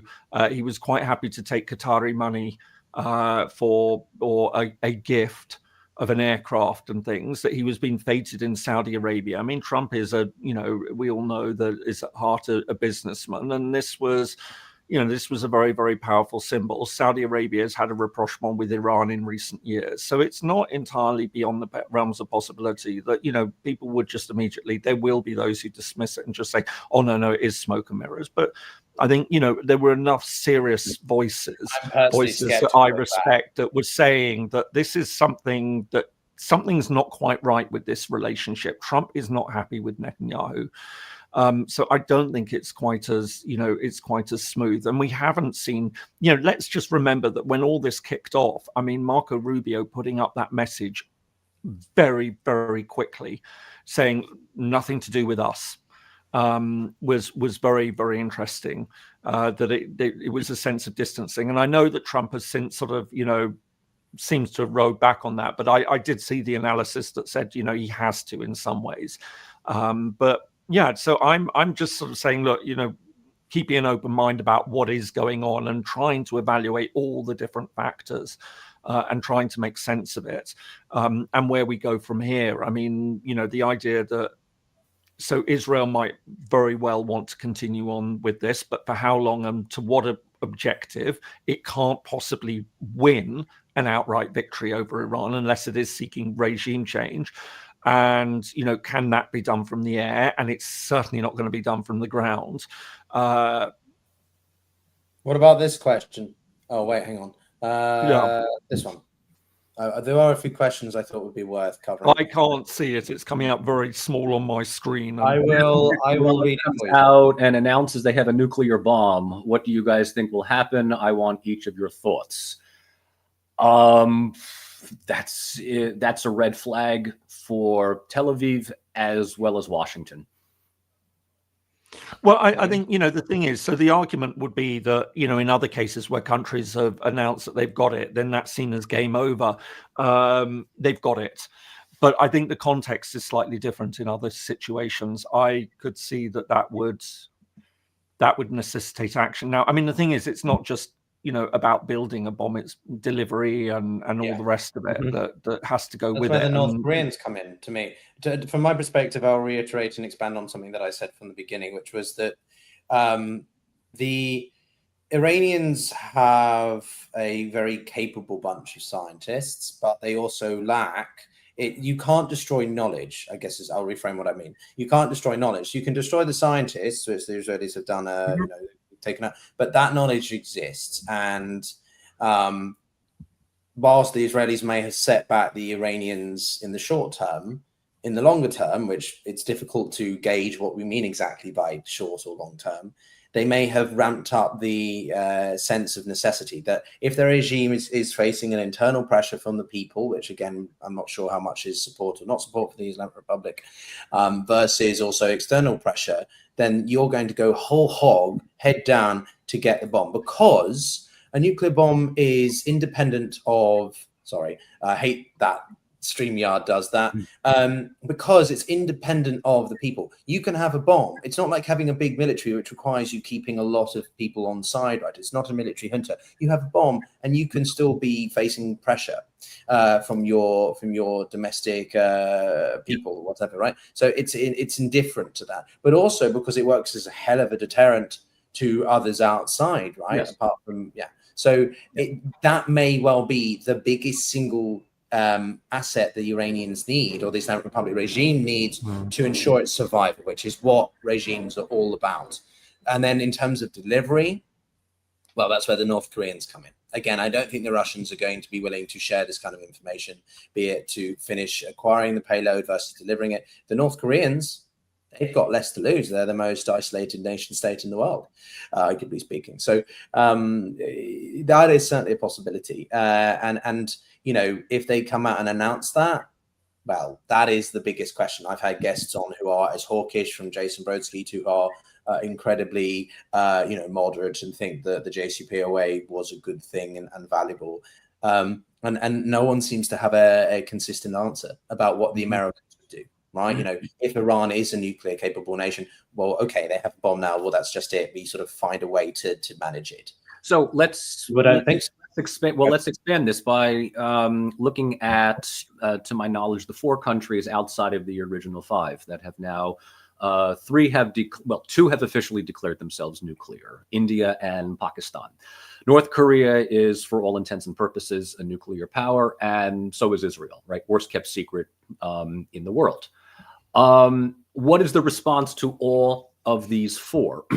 India's declaration of it becoming a nuclear power, if I'm not mistaken, was in 1998. So the internet was not as active in social media as it is today, but that was immediately countered with Pakistan. So the understanding is that the 2 countries kind of balance each other out, and it's just sort of a fait accompli. Israel having nuclear weapons, no one's going to say anything about that, aside from Israel's critics like Iran, among others. North Korea managed, against all odds, to become a nuclear power simply by threatening to destroy any of its neighbors in the event of any attack. And it's not with nuclear weapons, it's just with its enormous stockpile of missiles that are immediately targeting Seoul, Tokyo, among others. So the understanding with North Korea is tread lightly, because they may just decide that today's the day to go all doomsday on the region. Iran's a different story, because Iran does not have, to my knowledge, the military deterrence that would prevent outside powers from intervening. North Korea could also rely on China for complete 24/7 support, as well as Russia. You mentioned the North Koreans might be the wild card in the whole Iranian thing. I would also add Pakistan might be a factor as well. Pakistan has come out vocally in favor of Iran's sovereignty, Iran's nuclear pursuit, as well as its condemnation against Israel. Michael, if I can just ask you on that, or add to that, because it's sort of more of an open question. When we saw those tensions over Balochistan, which is a separatist, let's not forget that Pakistan has been quite. Yeah, that's a good point, actually, Michael. I mean, maybe we should explore that a bit more. That's quite an interesting. I forgot about their nuclear willingness to support, because I think they've already done. Haven't they already provided support to the Iranians in a very subtle way in terms of like know-how? I mean, to my knowledge, again, I'm not an expert on the field here, but I know that Pakistan is a potential player in this. Note potential.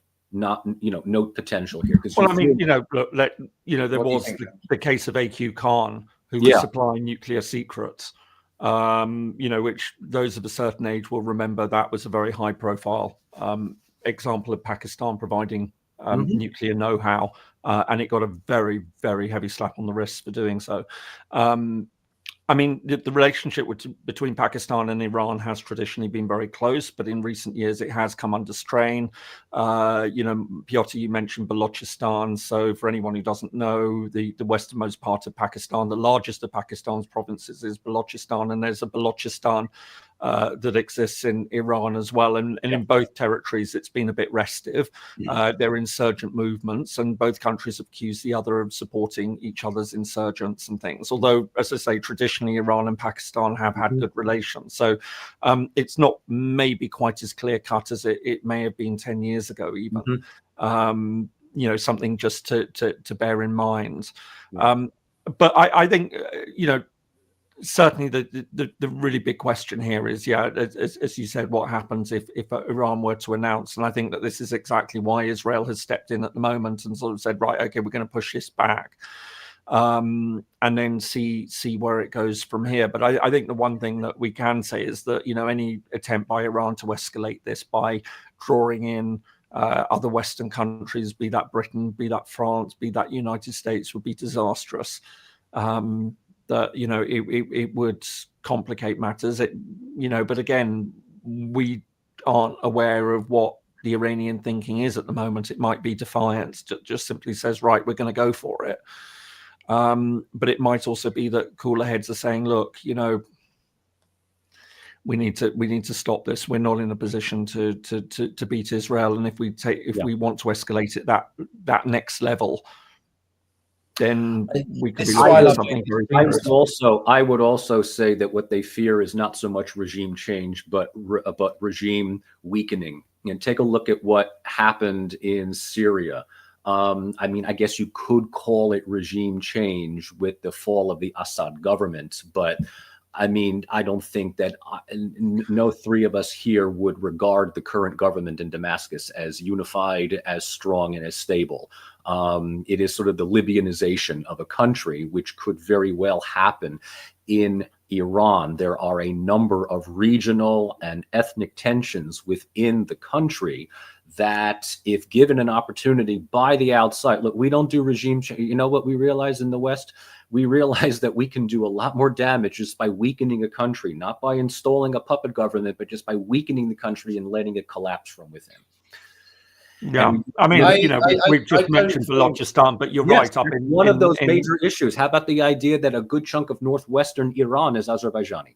Yeah, I was about to say exactly the Azeri community, the ethnic Azeri community in northwest. Yeah, and let's also not forget that there has also been in recent years a very difficult relationship between Azerbaijan and Iran. Yes. Yes. And there was actually talk, remembering, it wasn't so long ago that, Israel provided help to Azerbaijan when it retook Nagorno-Karabakh. And there was a lot of thought that the quid pro quo on that would be that Azerbaijan would allow Israel to use Azerbaijani airfields, or, be able to launch drones into Iran from Azerbaijan. I don't think there's been any indication that that's been going on at this time, but, it has been another factor. So it's incredibly complicated, isn't it? This is why I love these streams, though, because the summary of it. We've covered so much, and the Pakistani point that you raised, Michael, is a really really good one. I completely overlooked it, to be honest, on the nuclear aspect, and I'm going to dig more into that. But also, I think that I don't know if the Syrian situation is quite as bad as Libya. Whether or not you like Gilani, he seems to be holding it together. Maybe you disagree on that, but I'm not sure it's as bad. But what I think is quite interesting is the passiveness of all the countries in between, not willing to get involved. Quite clearly, also the way that Hezbollah were very quick to say, we will not initiate, quote unquote, anything in this matter. The Houthis are clearly doubling down in their willingness to back up the Islamic Republic. But then countries that, Syria doesn't want to do anything. They don't want to get involved. And the emboldenedness of Lebanon in response to Hezbollah, right? In the past, Lebanon government were quite sort of, we can't really do anything because it's Hezbollah, but they've been largely decapitated with the loss of Nasrallah and such.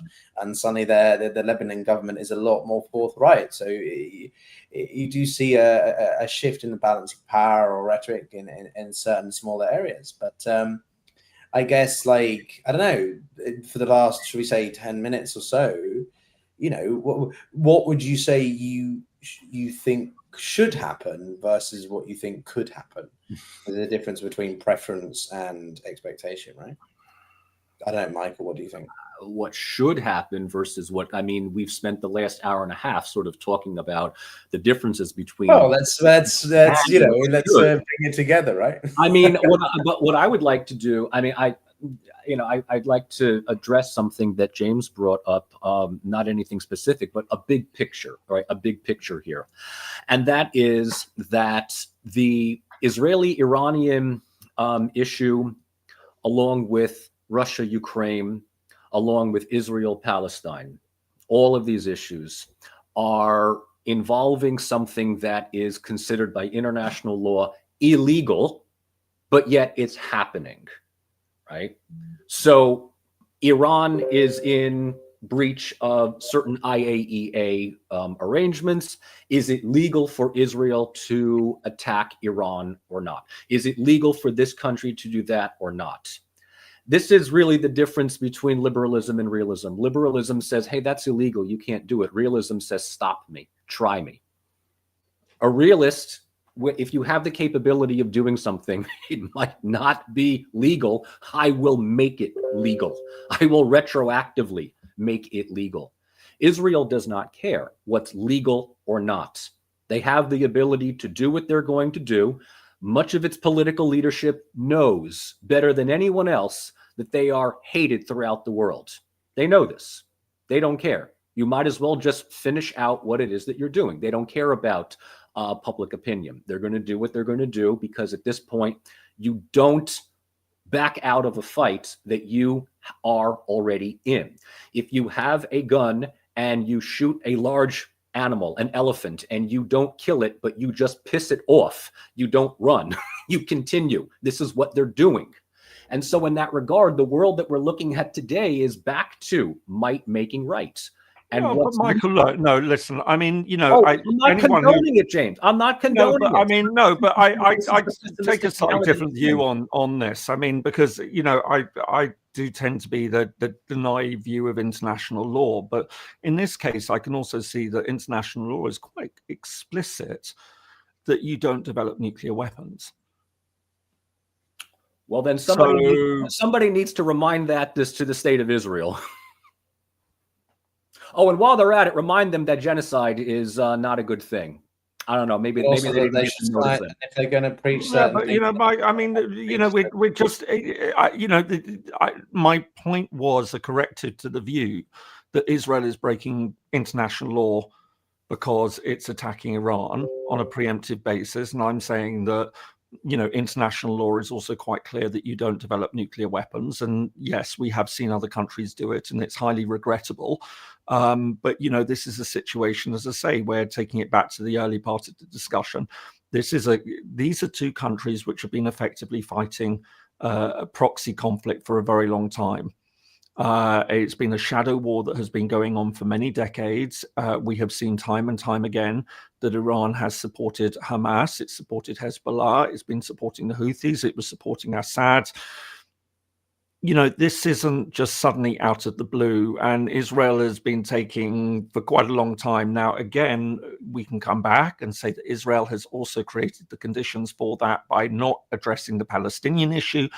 There are all sorts of layers that we can pile onto this situation, but I think it's in that spirit, we also have to bear in mind, if we're going to take some arguments, we have to take all the arguments, and remembering, of course, that Iran has been attacking Israel for a very long time as well. This is not just suddenly Israel picking up and attacking Iran out of the blue, and suddenly Israel is the bad guy in this story. I mean, Iran has been doing its fair share for a long time. And Iran is developing nuclear weapons. And you could say, yes, Israel's got a nuclear weapon, but Israel has never threatened to annihilate, you know, Iran with it. I mean, you know, it might not be happy with Iran, but Israel's position has never been that it doesn't believe in the right of Iran to exist, and it wants to wipe it off the face of the earth. So I think, you know, we do need to balance out the existential element of this. And Israel is in the position to do something about it as well, which is, you know, I'm always reminded, I was appalled by it in some ways, but, you know, it does highlight the reality of international relations. I once spoke with an official about an issue and said, why didn't you take a principled stance on this position? And the response of this official was, what can I say? The country in question chose the wrong enemy. And that, you know, sometimes, for all my support of international law and peacemaking and things, I mean, you know, we can see that there are those occasions. I think what's interesting is Iran has been spoiling for a fight for a very long time. And as I say, I'm not going to, you know, I'm quite happy to be critical of Israel, you know, and what it's done in Gaza. I am very critical about what it's been doing in you know, in the West Bank, which is absolutely appalling. You know, I highlight about the ICJ opinion, but let's, as I say, keep some perspective on what we're seeing at the moment. Iran has been spoiling for a fight for a very long time. It's picked it. But James, spoiling for a fight that they didn't think they'd actually ever get, because the perception of their proxy network. Yeah, precisely. And you know what? Happened, right? Do you not let that be a lesson to everyone. Because, you know, you spoil for a fight, you know, you might get it. And I'm not saying, you know, it's great, the situation. As I say, I've spent most of my career working on peace processes, but I know as well as, you know, sometimes what we're seeing, we've known for decades that this has been a possibility. This is what the opening point in this conversation is. We're now at a point that we, you know, many have predicted for a long time, a day that could come. I think what's interesting is that this is so much about the sort of the moralistic versus realistic arguments. Both of you in your own respective ways have sort of emphasized that sort of, you know, I think a lot of people who talk about the injustices and events that are happening in Palestine, it's sort of, we agree with what's happening, but unfortunately the cards don't fall in that way. You know, Israel holds the cards at the moment, and so it's this dichotomy of sort of what you want to have, and that's why I frame the question, I guess, is what I'm saying, versus what do you think should happen. Yeah, I just appeal to people that, you know, before they think about this situation, whichever side they support, take it in the round, and don't just throw your support behind one because you don't like the other, but actually understand that, you know, there is law and geopolitics.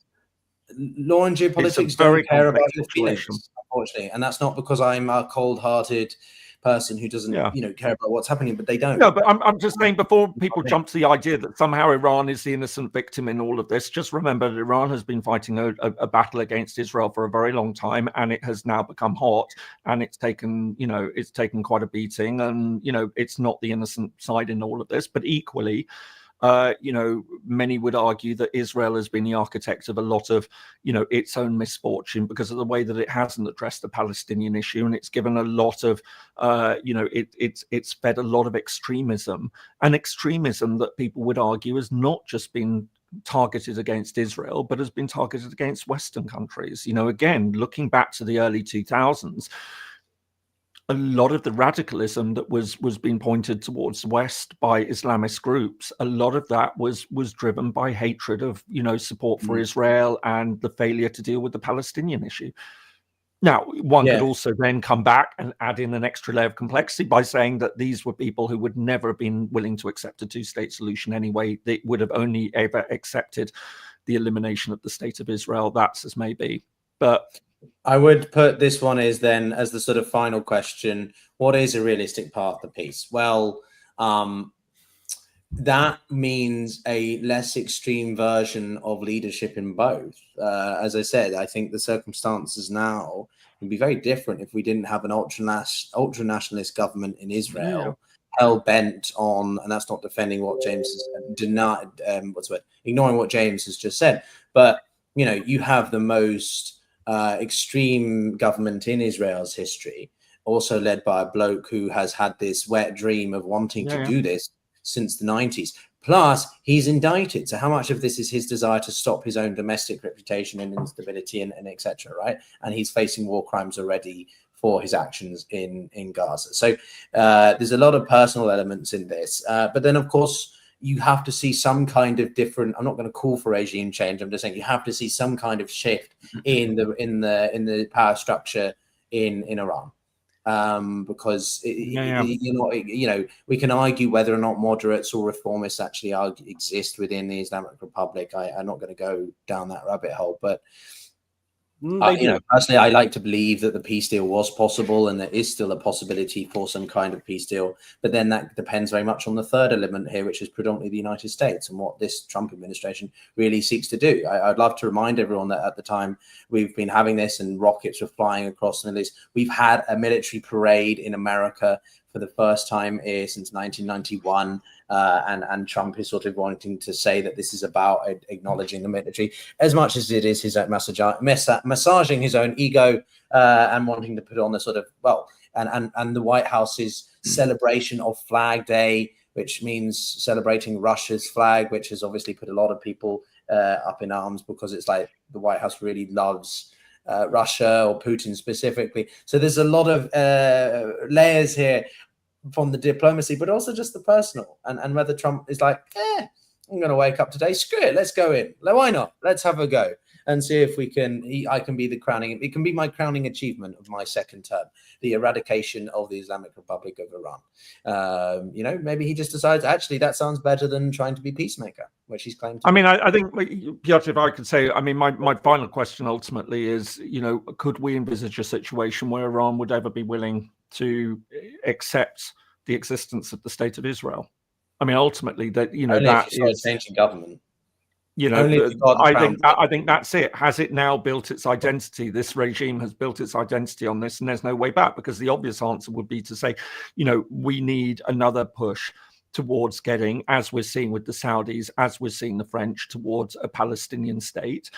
Work needs to be done on that, which would require international pressure. But of course, United States has been leaning on countries not to attend that meeting between France and Saudi Arabia to discuss this very issue.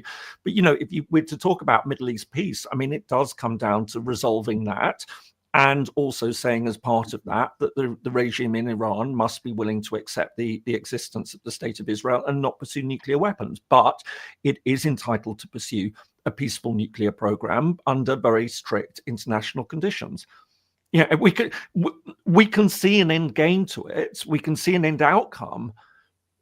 But it's, of course, the question of how we get there. I mean, this is very often the case. I mean, this is in so many conflicts that we deal with, that we know what the reasonable end outcome would look like. Well, we had time and time again, I can think of all sorts of conflicts that I've worked on over the years where we can see what the reasonable end outcome would be. But of course, the art is how you get there. Well, we had the JCPOA. It was working. Hardliners in Israel said, "Now we don't want that." And Trump's decision to pull out was disastrous. And if there's a hardliner in Israel, you know that there are 2 to 3 hardliners in America that are like, "Yeah, we don't want that either." Why? Because it's Iran and because Israel doesn't like it. I think we're all on the same page on that front. And on the idea of Iran recognizing Israel, well, surely that depends on Israel's actions in Gaza. If they stop what they're doing in Gaza, precisely. That's why I said the Iranians, you know what I mean? I don't know. You've got to find a way of resolving the Gaza issue, the Palestinian issue more widely. And the fact is, we can't see that happening. So, good luck getting that to happen. Again, it's not just precisely, exactly. But we know what. They have already come up with the final solution. I mean, it goes beyond genocide at this point. Some are even calling it a Holocaust. So good luck with that. I wish that minds change, but they've already made up their minds. We're this far in, might as well just refer to them in the past tense. And on that grim note. Yeah, well, I mean, well, we will be back. I mean, we do these streams often, and sometimes we run for 2 hours, and it's like we've still got so much energy. But I think the sheer breadth and depth of this one is, well, I'm not pretending like we're facing the real challenges like those actually in the region. But I think it shows you, audience, viewers, listeners, that this is not an easy thing to cover, and I don't think any of us are pretending to have the answers, but simply. There are certain seismic shifts that are happening, but also very concrete steps on all sides that are going to have to happen. We'll be back, I think, on this matter. I'm going to be going back onto X and monitoring things and probably talking about this as well. So if people want to join me there, I know how these two feel about that platform. But as it stands, it's really the only social media that covers these sorts of things in real time. But I do want to give a huge shout out to Michael and James. They're very kind in joining me on these streams. I'm obviously a lot younger than them and less experienced. So it's not so much that it just makes us feel terribly old when we have to bring things up and realize. How do I compliment you? Okay, they're much more experienced and insightful than I am. I think brings us together.